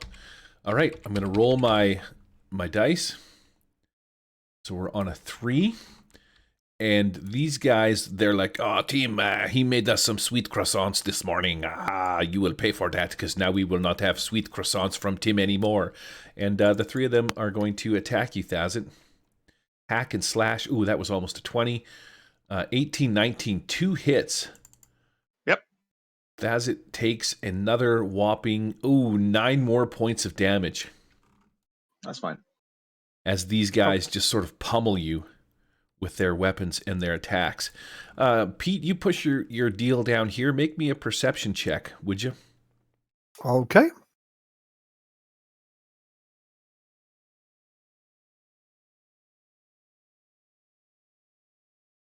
I see nothing. You're just kind of, you don't really care I'm where this too busy- cart's going.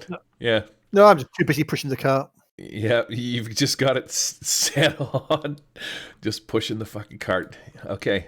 I think I did my turn, and so that's going to put us right back around to Granrick. Okay. I'm going to take aim at the guy over here, bugging Thazit. Man, I hope you don't roll a 1 and shoot Thazit. That's going to really suck. Yeah, the way I've been rolling. Jesus.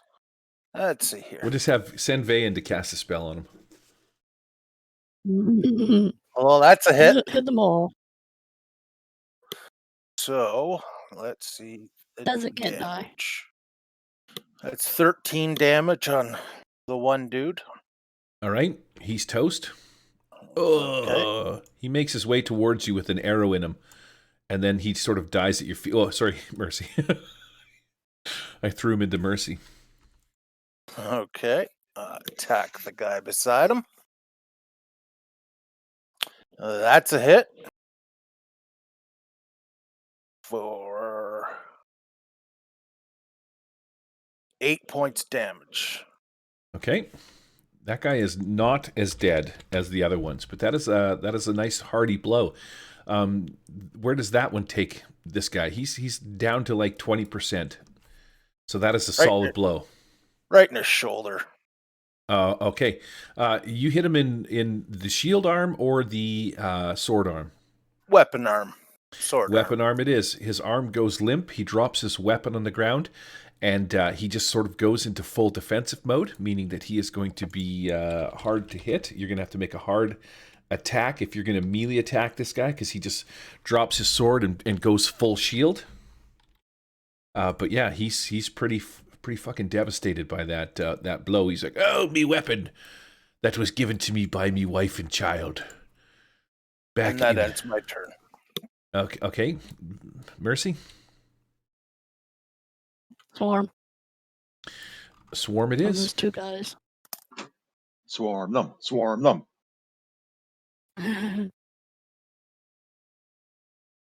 Nope. Okay. What happened? You know what? That's a 12. I'll hero biscuit that one. Yeah, biscuits.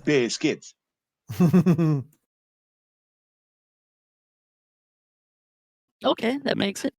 Wow, just makes it by 1 All point. Roll some All right, damage dodge this. while I pull out your swarm.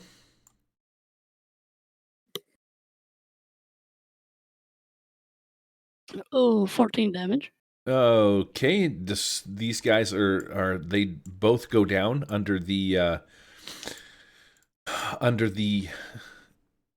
creepy crawliness that is your swarm, and that's going to pull us out of combat for right now. So you have killed these guys. The bugs start crawling through their bodies and shit like that. Fire kicks in, does extra damage.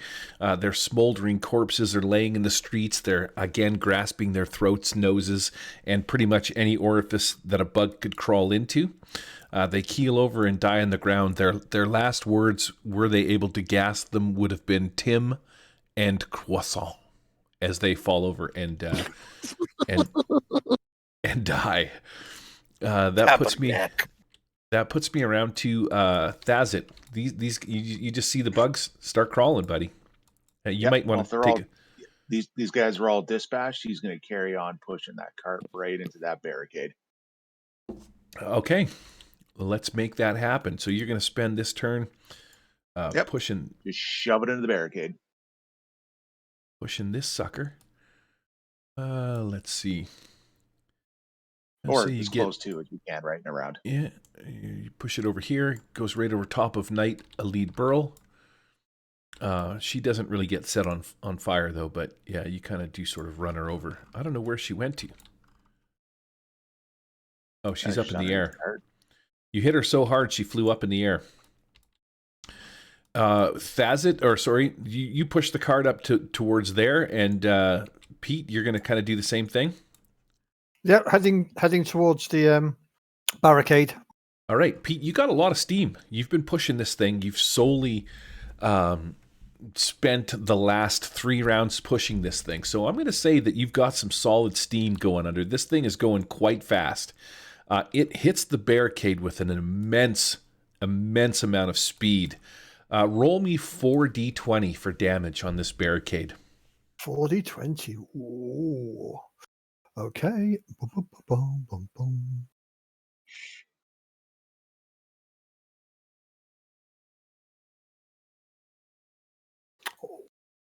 Pete, you know you can press the 24 times in a row, right? I did. What does that mean? It says roll in progress and then nothing happens. Okay. Weird.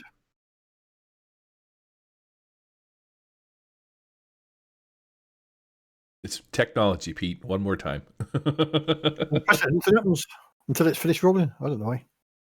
Oh, that was almost a 20. Almost. So you've got 27 points of damage. If you click on it, like if you mouse over it so that you see the little red button and then just quickly press 4 times, right? It'll roll them all. That was 5. Yeah, you have to be kind of quick about it. There you go, buddy. Now you got it. Now you did 8,000 points of damage. Your cart hits this barricade with such an impressive force that the barricade completely shatters apart. The cart rolls through into the courtyard, in behind it.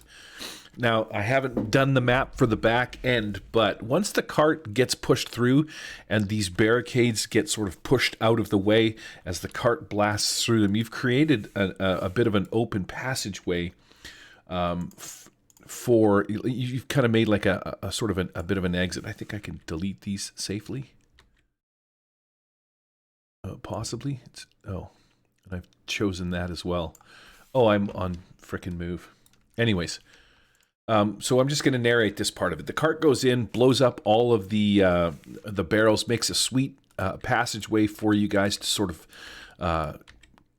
get the groups or the majority of the groups out. And then Thazit's cart comes flying in behind and lights the whole place on fire. So he turns it into a big giant blaze of burning parts and shit and essentially blocks your cart inside with the rest of the people. And you guys lose. Sorry, game over. Yep. Just do it, Eric, yeah? Yeah, You can counter, you win. I lose. Because your cart went in first, the flaming cart goes in behind. It creates a bunch of panic, and the remaining soldiers that are in there are trying to stop this cart from crashing into the side of the castle and the area and setting the entire place ablaze. So you've created a huge distraction. Clunge, you're the first one to sort of spot the Lord Regent. And in doing so, I've asked you for a few rolls, but you've sucked on your perception. You can now see that there is an elderly gentleman inside the courtroom. He's somehow managed to untie himself. He's got a weapon, and he's taking out a bunch of the men inside. He's putting up a good fight. He's kind of covered in blood. You can see strands of rope on one hand as he swings his sword, but he's got this look on his face of utter bloodlust, and he's sort of smiling as he thinks to him. You can tell that he's got this look like he hasn't been in a battle in so long that he's enjoying every last minute of it. So the Lord Regent, we're just going to call him Hector Brahms, he's in the back. He sees these flaming carts and stuff going in. It creates this massive distraction.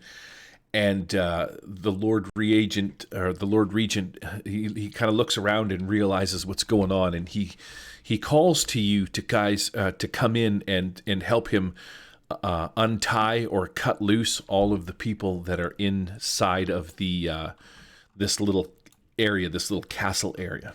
It doesn't take long for you to cut them all loose, and the Lord approaches. Where are we at? Is it my turn or are we at somebody? No, we're at Thazit's turn. Who knows? Oh, Okay. I don't know where We're just we're at. playing. I think It's playing. it's round to yours. Plunge pushed the thing through, right? So you're Yeah, it's gonna Okay. be. So the Lord Regent approaches you, and he looks at you. He's like, "I hope you've got a plan to get us and the civilians out of here." And he says this to you, Clunch, because you're the sort of the closest one that he can see. Behind him, through the opening, a bunch of civilians are starting to come out. They're all cutting themselves free, I'm going to say. And now you are in charge of Lord Ector Brahms and his civilian posse of probably about 100 townsfolk. And he's looking at you, Clunch, for answers. Probably not his best choice. No, definitely not his best choice. Well, if everybody jumps into the car, I'll push you out again. Holy fucking Christ. Oh my God. Okay.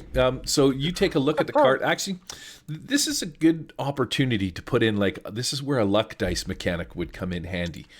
What do you think the chances that cart's wheels have survived running through this barricade, blowing all the stuff out of the way? I think there's, I don't know, what, a 75% chance that this thing is done. This cart's right, kind of blowed up. There's probably no front axle on it, but who knows? Maybe it plowed its way right through this.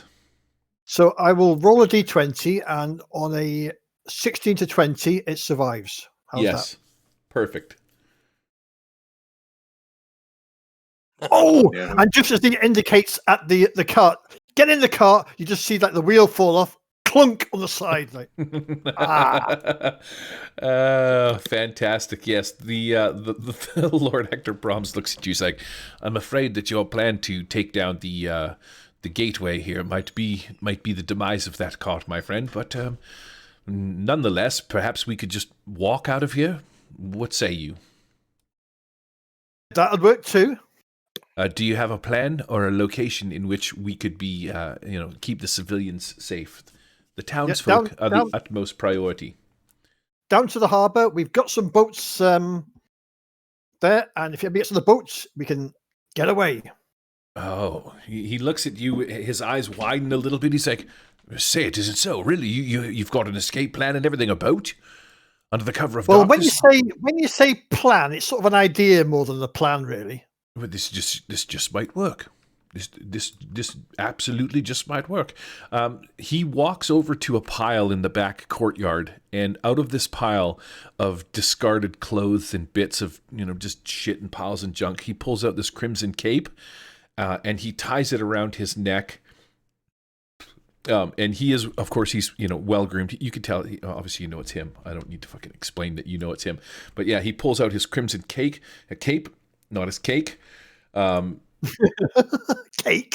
Calls to the remaining civilians to follow him, and he gets you to. He looks at you. He's like, "Lead the way." So you make your way back out into this main courtyard. You and Thazit. I'm going to get rid of the burning cart because it is in the whatchamacallit? Side. Yep. And Lord Ector Brahms and the townsfolk start following you out. As you make your way out of the front gate, he gets to roughly right to about this area when he sort of turns over and he sees Knight Alid fallen on the ground. He falls to the ground a little bit upon seeing her. He takes a knee. He needs a moment. He's like, hold, my friend. And he walks over and he's like, he pushes the blood and the hair out of her way. He's like, "I thought it was her. She has fallen in battle." And as he looks upon her, he's like, "What can you tell me of my fallen compadre here? My this is Knight Alid Burl." He's like, we must take her with us." Well, she did try to save you, but as you can see, didn't quite work out. Oh, well, yes, I see that. I can help if you want. He looks over. He sees you with your puke on your shirt. He's like, "Okay, How is it that you intend to help? Are you going to carry her? Hello? Well, I don't know if it'll work or not, but I'm just gonna cast a Holy Nova. Okay, so in your drunken stupor, you walk over and you're going to try and cast like a heal on her. Yeah, on everyone standing Man, around. where's Cordoga? You could have brought her back to life. Mm. Made her a fucking vampire. Wow. Oh, nice. Okay. Unfortunately, a lead Burl has passed to the other realms, but everybody standing around, the Lord Reagent and the lot of you are all like, okay, we feel better, but he looks up at you. He's like, young lady, young woman, I appreciate the sentiment. I feel invigorated. I can feel myself healing, but alas, I feel she's far too gone for a simple healing trick. I have heard wind. Yes, Ira has said that is her time now. Yes, well, it might not be. Ira has spoken. Okay. He looks up at you, Clunge, and looks at Mercy like, what the fuck? He's like, big man, perhaps you could carry her to safety. I have in my many years of my dealings with this great knight. Okay, so Clunge will sort of bend down and he'll pick her up like you would pick up a pack of spuds and sort of like throw him over his shoulder. Yeah, that'll work. That'll work. We must take her. I have heard word from her that she has a brother in a town far off, and perhaps we could take her there and release her to the priests who might be able to revive her in some fashion. I fear the Kelimverites might not even actually exist anymore. The dragon has attacked them. So yeah, he wants you to take Knight a lead with you back to the docks. He's really insistent. He's wiping tears from his eyes. He's devastated upon seeing poor Knight Elite Burl. So everybody, at this stage of the game, I'm going to take your characters and these guys off the map. Just grab your tokens and take them off the map. Oh, he says, where's my token gone? Somebody's nicked me token. Oh, I moved it, Pete. It's over here. Oh, sorry. That's okay. I grabbed him, a lead, and... All right, everybody's got their tokens off the map. Yep. Yeah. Pack that sucker up. You make your way through the city streets, away from Stogino Gate and away from Castle Vallejo. In tow, you have probably 100 civilians that were captured. They're not fighters by any means. They were just, various townsfolk. They're following, a little bit freaked out, but nothing of interest really happens. And you make your way back to the docks. Wow, Pastebin fucking just... Pastebin can suck it! It's, just clear and hit rebuild and it will build fine. Right? Or maybe not.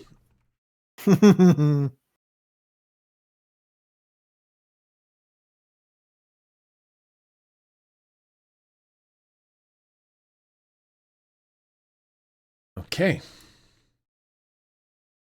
I'm going to put you guys roughly right about here.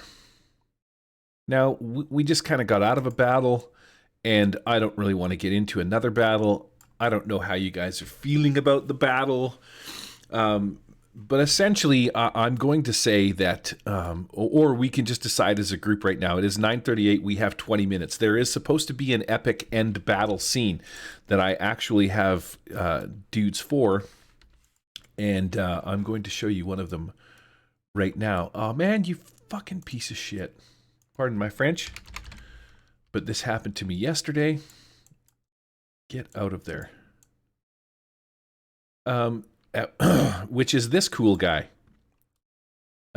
He comes swooping in over top of the streets as you and the crowd of people that you have rescued are making your way towards the boat, towards the gilded trophy. Now, there's supposed to be a grand battle. On his back is a mage.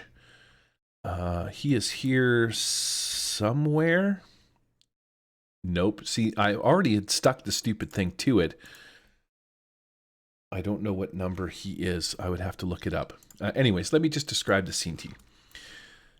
Actually, before I go ahead and describe the scene, because we just finished a battle, I don't know if you guys are into getting into another one or if you just want to end this adventure successfully getting onto the gilded trophy and going about your merry way, and we can just call this adventure over. There's two more to do. What do you guys feel like doing?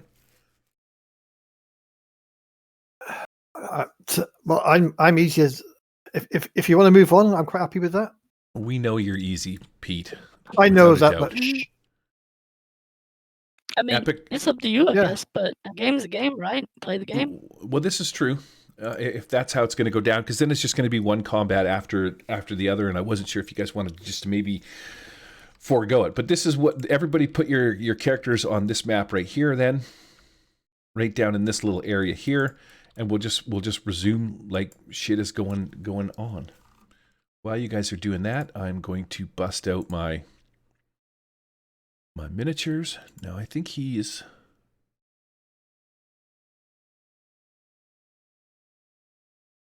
See, I had this guy all connected, but for some reason when I saved it, it didn't save him. Can you copy my main character? Because no, I've got him now. He's dead. It's all right. Oh, do you want to? Yeah, do you want to get rid of No, Clunge got in the red armor? No, got it. Yes, he's back in his normal attire now. Okay. What Back in we'll his- do? Yeah, no need to be incognito now. Control C. And I will put you over here. Control V. Clunge is a little bit big. That's all right. I've got him. I found him. Oh, okay. Yeah, he's there. He's just. Doop, doop. I've got him. Okay. Fantastic. You're quite big still. Oh, thank you. I didn't say you were tasty, you fucking weirdo. Big but not tasty. Yeah. I'm going to put you there. Lord Ector Brahms is following you. And then just imagine that there is a throng of townsfolk behind you. We are going to put this guy probably over here somewhere. There's no. 100 villagers in a thong. Throng. Yes, there is No, a throng very of wrong. villagers. Okay, just give me a second to scroll down, and I will tell you what happens. Do do do do do do do do do do do do.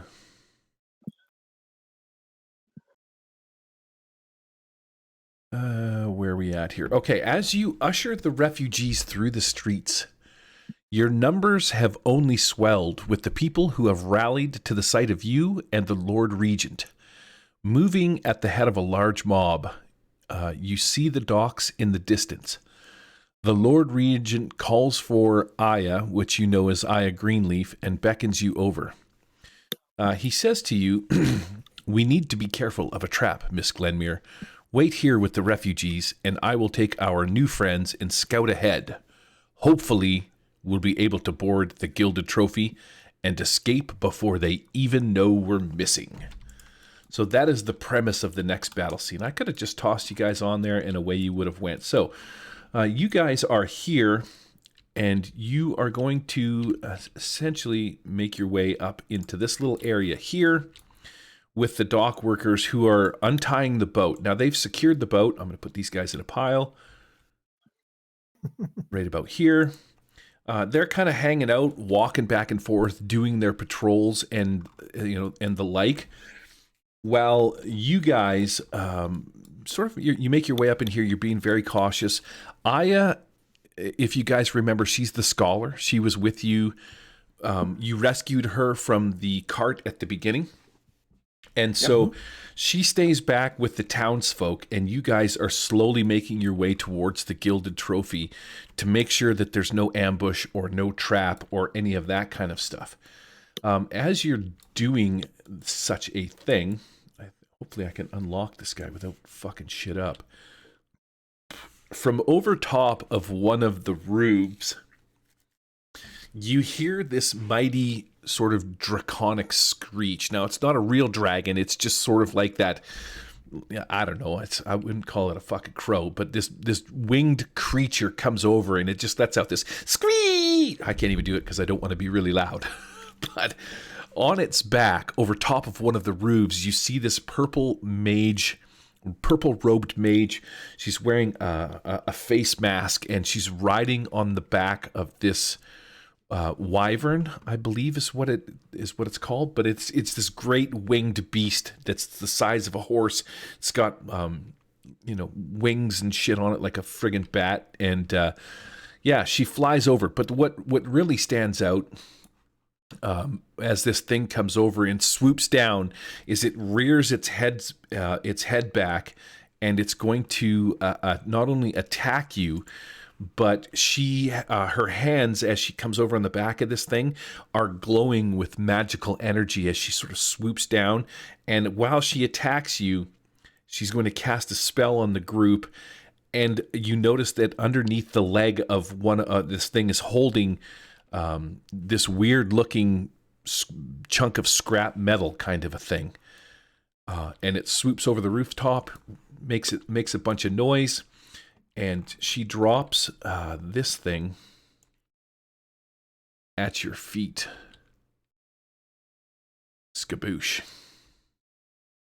It is exactly what it looks like. It's made of a bunch of bits of metal and shield and old parts thrown together as some kind of magical construct. You would know this thing as a shield guardian. It's created by a person, and its whole sole job is to protect them. So she sort of dropped this down in and amongst the lot of you guys as she swoops over, and she's going to do some shiz. I just got to go check and see what it is she's doing. As that happens, I'm also, for extra flavor, going to add in these guys. And I'm going to put them over here, which is, this guy is in the back. He's got this guy and this guy. Control C, Control V. And you recognize this guy. This door opens, and out walks this gigantic mound of flesh. It slowly lumbers forward. You can tell it's stitched together. You can still see some of the threads and cables that are holding this thing together. It's got this giant beat up old cleaver in its hand, and little bits of metal and shit like that around its ankle. You can see that this whoever this thing was or whatever it was at one point was chained up, and it has these broken sort of anklets around its legs and shit like that. But it's got this big massive cleaver in its hand as it lumbers forward, and these two hobgoblins pop out, and then behind them, this guy that you recognize from the first battle that escaped, he walks out, and he's like, "Oh, what's going on here?" He pops out, and he's like, "Get them, my pet." And this flesh golem's going to start fucking lumbering towards you as Fabric the Venomous. Okay, set the scene.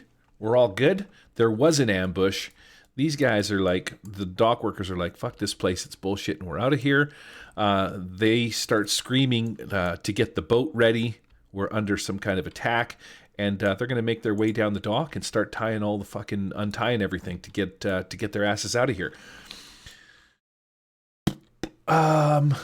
So everybody, actually, while you're walking through here and all this is going on, and this giant winged creature has dropped this shield guardian down, She's going to cast a spell on you, and I'm going to use your wisdom perception for you guys to dodge out of the way of this spell. And I don't know if this creature gets a fucking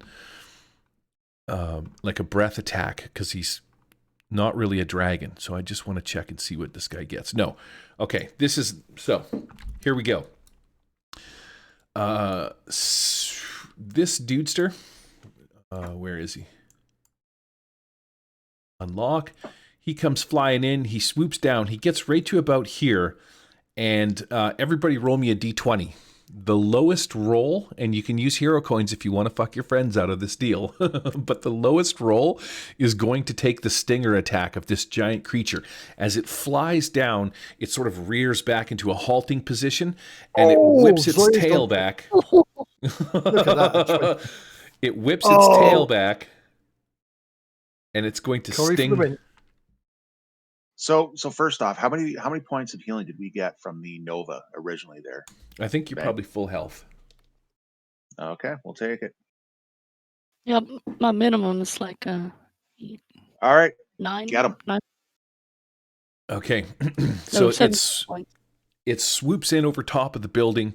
You guys hear some noise behind you as Fabric pops out with the golems. He's like, "Get them, my pets." And he's got these 2 hobgoblin guys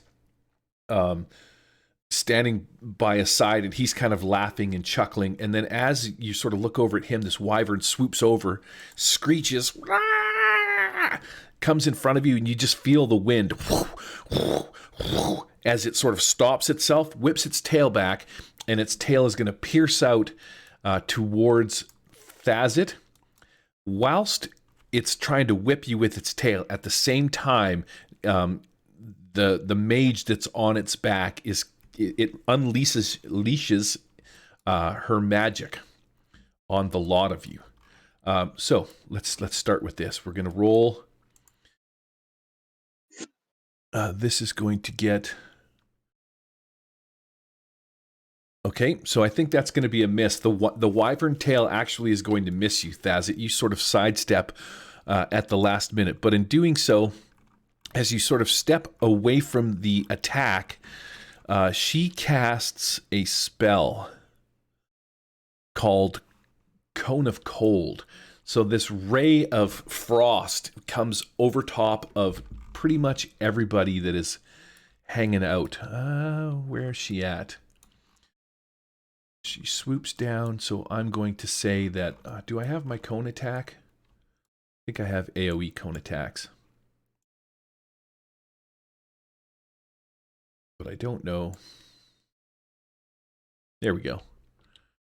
So from this point forward, in generally the direction that it's facing... I need to move it a little bit. Let's see how many people I can get with my frickin' template. Something like that. Yeah, I think I can get all of you. Well, a lead, she's toast. I'm going to put a lead over here. I'm going to say Clunge, you just drop her on the ground. She's about to turn into a friggin' popsicle. So I've got Clunge, Thazit, Mercy, and Granrick. You're going to escape the clutches of this vile spell. So, did you guys all roll your notice? Or sorry, your wisdom perception? No. Oh, you didn't. What was Okay. that? You just have to. Okay. The first roll we did was to avoid her. Was going to get the stinger. There hasn't been a second one. Okay, so the second roll, now I want you to do wisdom perception to notice this. It's not a dex check to get out of the way, because this thing just sort of swooped over as you were looking away, instantaneously did its business. All right. Me as well? No, Granrick, you're off to the side a little bit. You can just see the shape of the cone that she cast. It's still 14, is it? Yes, it is. So that's a no for me. Okay. What about, so you and Thazit, I think Vay gets out of the way. Mm-hmm. I think Mercy makes it out of the way. I'm right on the edge. I'll move.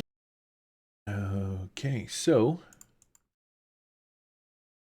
One for the both of you. You're gonna oh man, you're gonna both take a combined total of 12 points of magic damage as your body starts to singe up a little bit. Make me a Constitution check as well, as this cone of cold washes over top of you and freezes you and Clunge a little bit, Thazit and Clunge. Nope. Okay, so your next attempt is going to be hard, and Thazit, you sort of brush it off. Okay, that's it for my turn. I'm going to change my rotation dice. Sorry, what was I missed that part? What was the damage on that one? 12. It was 12. Wow, that's a pretty big fucking damage. Yeah, this wyvern. Well, she cast a really powerful spell on top of you, and she's a full-on like leader of the. She's got this dragon-like embroidered face mask on with horns that come out of it. But yeah. This thing is obviously she's going to fly off. I want you to remember too that this wyvern, because it's a flying creature, it's constantly moving. So if you try to do a thing like cast a swarm on it, you're just going to end up chasing it if it's birds, because this thing it's moving around. But yeah, it pounds its wings a little bit, buffets you guys. She casts her spell, and then it takes off trying to fly away again. But in doing so, you guys are going to be allowed to do your business. The swarm spells that cast and forget, but you can control it however you like. Okay. I can shoot at that wyvern with no problem. Yep. Okay. I will do that. See what I can get on this bitch. Nothing. Okay. Oh, Mercy? makes me feel like a badass.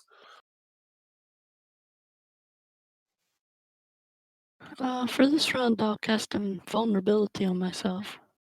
Hell of a good plan. Oh, just make it. For 1d8 rounds. I'll let you roll that. Thazit, what are you doing? Mercy, do you want to take some movement too? You 3 guys rounds. you can move if you want to try and take some cover or do a thing. Granrick and Mercy can both move. Let's see here. I think I'll stay here with everyone else in case they need me. Yeah, fuck it. Thaz is just going to fire just another arcane missile at it. Fuck it. You guys are feeling pretty tough, aren't you? Well, I mean, what are our choices right now? Yeah, I don't think we can run from it. It just blew our ship up. That's that. Let's see here. So 18, that's definitely more than enough. It's over 15, so it's going to be critical as well. So here's your magic damage for 13 total. Okay. That's 13 points on the wyvern. I want the wyvern because if we could fell that thing, it'll land and preferably land on this thing and fucking knock her out or something. Okay. 13 points of damage. Clunge, what are you doing? I'm going to Clunge is going to go for the shield guardian, so he's going to sort of charge forward while the others take on the wyvern. Oops, and try and take on this guardian. But obviously, it's going to be hard.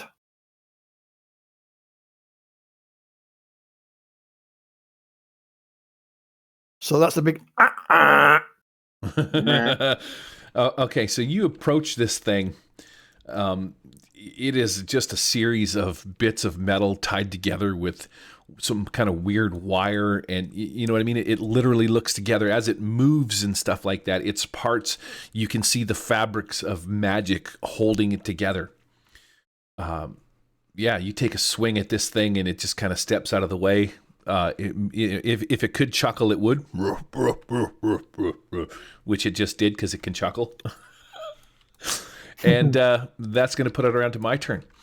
Okay, so once again, this thing is going to fly around. Look, I got swooping over. It comes, makes a soaring attack right to about here. Now, I don't think it doesn't stop. The mage on the back of it is going to cast another spell. She is going to cast like a fire spell from the back of it. As she flies by, the magics leap from her hands, and I think she's going to target Mercy. She sees that you're some kind of spell-casting chickadee, and yeah, she's going to try and take care of business. Yeah, always take out the wizards. Oh, that was on a 17. Okay, so as she swoops by, she gets one. This magic fire shoots out of her hands, comes towards you, but it hits the ground to your feet, explodes into a flame, and the wyvern just sort of sweeps off as it passes over top of you. Everybody just it's flying by, so you get the gist of it. You get what I'm trying to say, right? As it passes by, she attacks, but you guys can do your business on it. The shield guardian clunge, this gigantic shield thing, it raises up its weapon. It's got some kind of looks like an old piece of plumbing, with a shield made of like a wagon wheel cog or something like that. And it holds its parts up. Yep. It looks at you. Now this thing gets 2 attacks, so it is going to attack you 2 times with its weapons. Once it's going to try and slash at you with the pub hand, and the other hand brings the big cog around, and it's going to try and smash you with that too. Righty-ho. +4, so 23 and 15. 23 hits. Okay, so the 23 is going to hit you for 8 points of damage from the getting bashed in the face. Plunges down. What? You didn't get fully healed last time? I did, and yet. Oh, sorry. No, Yeah, but he took 12 damage last round. I tell her. What's he hit me with? Yeah, with this, he bashes you in the face with his shield. The So shield. Is that weapon damage? Yes. So okay, I got two hits, 2 hit points left then. Okay. I absorbed 2 from weapon damage. Okay, fantastic. From behind, this lumbering flesh golem sort of makes its way over here. He's like, ugh. And these guys back here are just kind of standing their ground. Farvnik is going to cast a spell. Where is Farv? Farv, what does he have? He has... Ooh, guess what? He has a swarm spell himself. So, he is going to try and cast his swarm spell on Mercy. Take a little bit of your own fucking medicine. Oh, and it goes off. Now, what does swarm do? It does D10 for how many rounds? D4? It does magic damage for 1d4 rounds. Okay, so I'm going to roll this for 3 rounds. The first round, you're obviously did you get your invulnerability off or no? I did for 3 rounds. Okay, so I'll put a swarm template underneath you.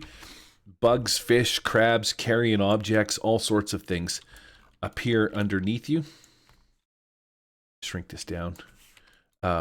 But yeah, you have your invulnerability spell on. So as these things are trying to bite through you, little bits of magic sparks sort of pop off where you're being protected from the swarm that's attacking.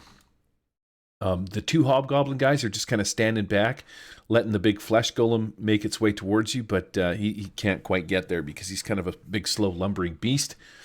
Lord Ector Brahms sees that Clunge is in a bit of trouble. He pulls out a fancy rapier that he picked up from somewhere along the way because he's kind of a fancy nobleman.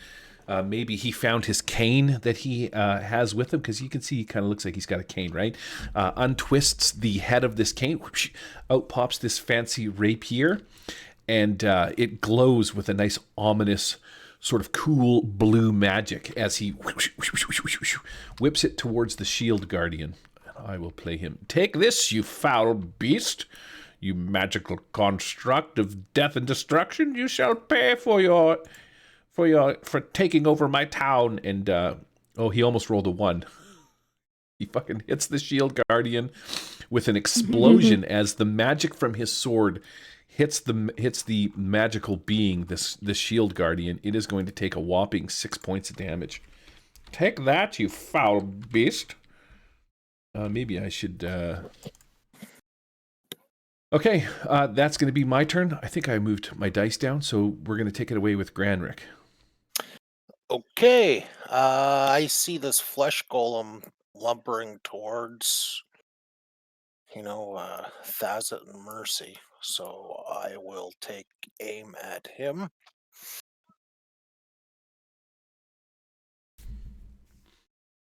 See if I can actually pull this off. No, of course not. Maybe not. Well, it's not a 1, so that's better. Damn. All right, Vey, what's Mercy doing? Covered in swarmy bits, but your magical protection spell has covered your ass.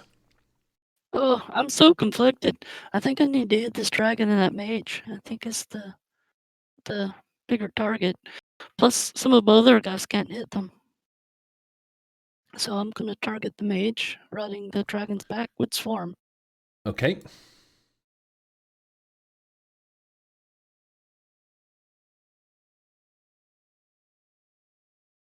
Oh, locked up there for a minute. So that's 13. Biscuit. Gonna have Biscuit. Yeah, I'm gonna have to hear a biscuit that. Yeah, biscuits. All right, so that hits because I at least rolled a 1. So I'll roll damage for him. Man, shithawks and Oh, 2 plus 10 damage. Okay. So this is Plus how 1d6. this is how I want to sort of rule this, because this wyvern is moving. One more. You're essentially chasing it with a swarm, right? Like the swarm is not on it, because any kind of critters that, like insects and shit like that are on the ground aren't going to be able to get to it. But there could be a swarm of birds, some shithawks, other kinds of birds and stuff like that will sort of swoop in. Yeah, it could be anything. It's magic. pelicans. Right. And so because she is a moving target and she's flying around, I'm going to say that your swarm is kind of chasing her. If she swoops in, or when she swoops in with the wyvern to sort of stop whatever it is she's... Oh, wait a second. I got a better idea. Okay, that's cool. You've done your business. What? I got a thing. That's cool. All right, so she's taken 10 points of damage. I got to fucking find her. I don't know which character I used. But go ahead, Thazit. What are you doing? 10 points of damage, right, Vay? Well, no. Well, yeah, but just, the question is it, can you move out of the swarm? Is that how you're going to roll it? Well, that's because they're birds and she's moving and she's flying around and shit like that. You know what I mean? Like you kind of have to, the birds would have to chase her. So in this particular instance, in this example, she's being chased by a flock of birds that are going to swoop in and peck her and shit like that. So I'm going to move out of this. Going to move out to that swarm. Okay. And it was 11 points of damage. Okay.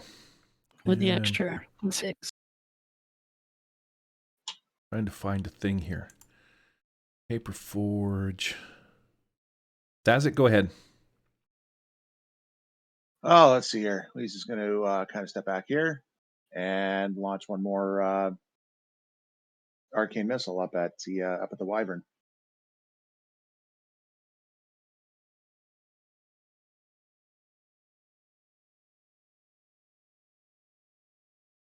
Oh, that does it, my friend. That's going to be magic plus ultimate.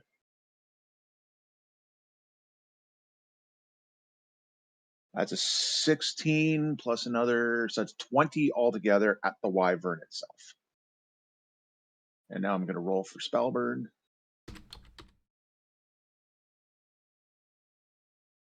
And he fails a Spellburn for 3 rounds. You failed your spell. Sorry, here we go. Failed my spell. Skabash. No, the spell went off, hit for 20. Now I rolled my spell burn. Spell burn failed. Therefore, I can't cast any magic for 3 rounds. Okay. Pete, what's Clunge doing? I can't keep track of all your shit while I was thinking about that. So I got to apply... Sorry, I got to apply damage to the wyvern. 20 damage to the wyvern. Wow. Oh, nice hit. Fucking targeting everything, but I'm selecting the buildings. Yeah, the I tried ground. clicking on the wyvern too. I couldn't get it.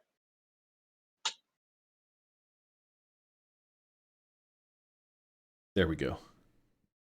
33 points of damage in total to the wyvern. All right, and then there's the dragon priest on the back, and she's taken some damage. Vay, she took 10 points or something like that.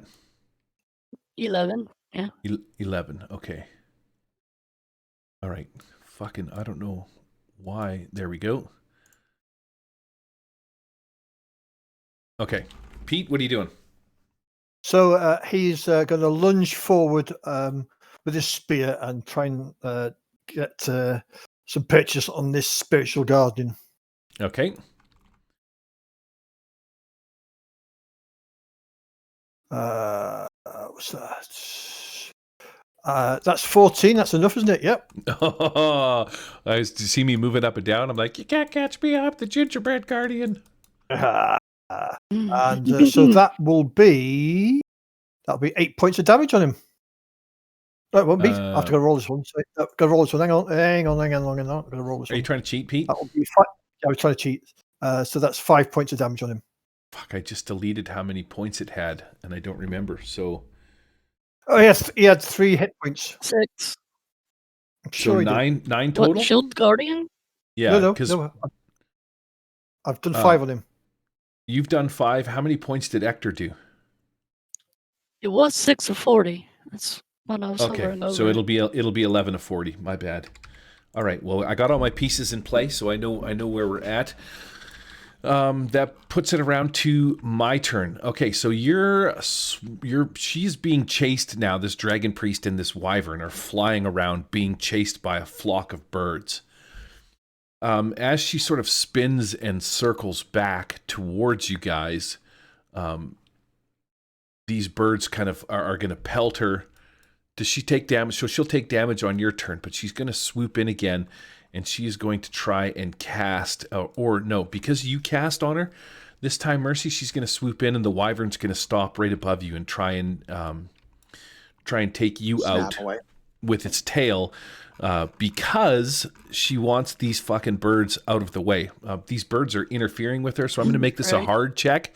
I will tell you that if you get hit by this fucking wyvern's tail, it is a pretty fucking brutal attack. The stinger is like 2d6 plus 4. But I'm going to make this a heart attack. You're a heart attack. She swoops in, stops in front of you again. It should be easy attack, really. Gigantic wings flap, buffet, and this wyvern rears its tail back. So that's going to be 11, and it has plus 3, so 17. No, 14. Plus 3, minus 3. So does a 14 hit your armor class? No, it's 16 now, thanks to the crown. Yep. Oh, wow. So that crown just saved your ass a little bit there. Yeah. Okay, so it whips its tail out. This thing does get 2 attacks. This time I'm going to try, let's try doing a bite. Again, with the birds swarming around this thing, 17. It's going to be a hard attack. Its strength is plus 4, so that's going to be 21 minus 3, so 18. That should be just enough to hit you with its bite. So as it swings at you with its tail and misses, it then its head rears back and tries to take a bite out of you. It finds purchase, its teeth sinking into you. It's going to hit you for... Its teeth sink into my invulnerability shield. That's right. That surrounds me like a suit. I hate your stupid invulnerability spell. That's round 2. So yeah, this stinger and the I bite marked attack. it on my character, as you can see. Yeah, they do no damage, but this thing is sort of glommed onto you. It's tried to sink its teeth into you, but yeah, your magical energy just kind of holds its mouth apart as it tries to gnash at you. Realizing that it can't do anything, it sort of rears off and tries to fly away. The magic caster that's on the back notices that you have some kind of spell protecting you, so she's not going to target you. I'm going to say that she is going to target Clunge because Clunge is attacking. So she's going to try to do some magic damage. She casts Firebolt in your general direction. That was almost a fucking 19, but that is a big duff. So she swoops in, casts a bunch of spells. The Shield Guardian turns on Ector Brahms and is going to attack him 2 times. 13 and a 9. What does the friggin' Shield Guardian get for a bonus? Plus 4. 17. So he's going to take 1 hit. I got a... Actor. 7 and 3. So Ector takes 6 points of damage as this thing comes across with this pipe thing that it's got. And as he comes across, Ector holds his little tiny rapier up, but it's nothing for sort of the magical power. And like those cool, like Star Wars things where those lightsabers hit together, sparks fly off as Ector dances around. But this Shield Guardian just sort of overpowers him and smashes him in the side of the face. You see a bit of blood and maybe a tooth shoot out of Ector's mouth as he takes 6 points of damage from the blunt force of the Shield Guardian. Flesh Golem looks over at you. The swarm is going to follow you. It's not stuck in one spot. It's a bunch of creepy crawlies and shit like that. So it follows you over here. Now, does the swarm spell say close targets? I'm pretty sure it does, right? No, see, the way I played it, or the way I've always been playing it, is it hits anything within close target. And then for 1d4 rounds, they take magic damage. Okay, so I never We've played never with had an the- instance where it's crawled around and it's moved. okay, yeah, so where you had to move out of it or it followed you or anything like that. But that's why I was wondering how you want to do that. okay, well, if that's the way that you want to do it, then we're going to say that both swarms then are just sort of where they're at. There's birds hovering in an area, because that's why I was saying it's a moving target, but you can chase her with your birds. So now we're in a bit of a conundrum because the bird swarm can move. Well, see, I assumed it was magic, so it's just they take magic for 1d4 rounds. They can't get out of it. Yeah, But then that's the way I've been playing it. yeah, so your swarm. If we do it that way, then I'll stay where I was, because I can't move from the swarm. I have a swarm on me for 3 rounds. Yeah. So, your call how you want to do that. Well, however you've been playing it, because you're the one that casts the spell all the time. Oh, okay. Well, the way I've been playing it is you get it, you got it. Okay. So I'll just stay where I was, and I have Okay. it for 3 rounds. Fair enough. If you're comfortable and happy with that, we'll do that. So, All right. So let me roll the amount of rounds on the wyvern and the wizard then, because I didn't bother. okay. So it would have been 3 rounds on them. Okay, so she's already taken 1 bird pecking damage, and that's how how Yeah. we'll play it. The birds are just basically swarming Okay. around her and attacking her, and Cool. you're being covered in some bugs and shit like that. But so Flesh Golem's going to come over, and because he's big and dumb, he's just going to take some attacks at you. Let's see what Flesh Golem gets. And we are Right. 20 and minutes. He won't get the swarm. He won't get the swarm on him when he comes in range, because it's already affected me. So he has a +4 to his attack. Immutable multi-attack. So yeah, he gets slam attacks. So he's going to come over and he's going to try and hit you twice. And both attacks are... Oh no, one of them is going to be a hit. Yeah, he just raises up one of his big meaty hands and tries to slap you in the side of the head with his big fleshy friggin' palm. But yeah, you're, again, because you're invulnerable, you don't take any damage from it. It just kind of hits you, and the magic holds his big, strengthy, muscular palm back. We are 10:15. I'm going to pack this map here. We're going to start because that just starts it with We're Grand gonna Rick's start turn. on Granrick's turn. Okay, Yeah. so I'll reduce mine down to 1 round now. Makes sense. His veiny hand. All right. So before then, okay, that'll be on my round. Never mind. All right, good. I was just trying to keep track of all the rounds of things. You got Yeah, there's a lot going on. Yeah, you got a note card? Yeah. Do you have a note card? Yeah, I'm using my Battle Fury for keeping track of. That's what I other do too. I things. use the Battle Fury, those 3 stat blocks, Spellburn, Battle Fury, and the other one. Okay. Yeah. Sweet.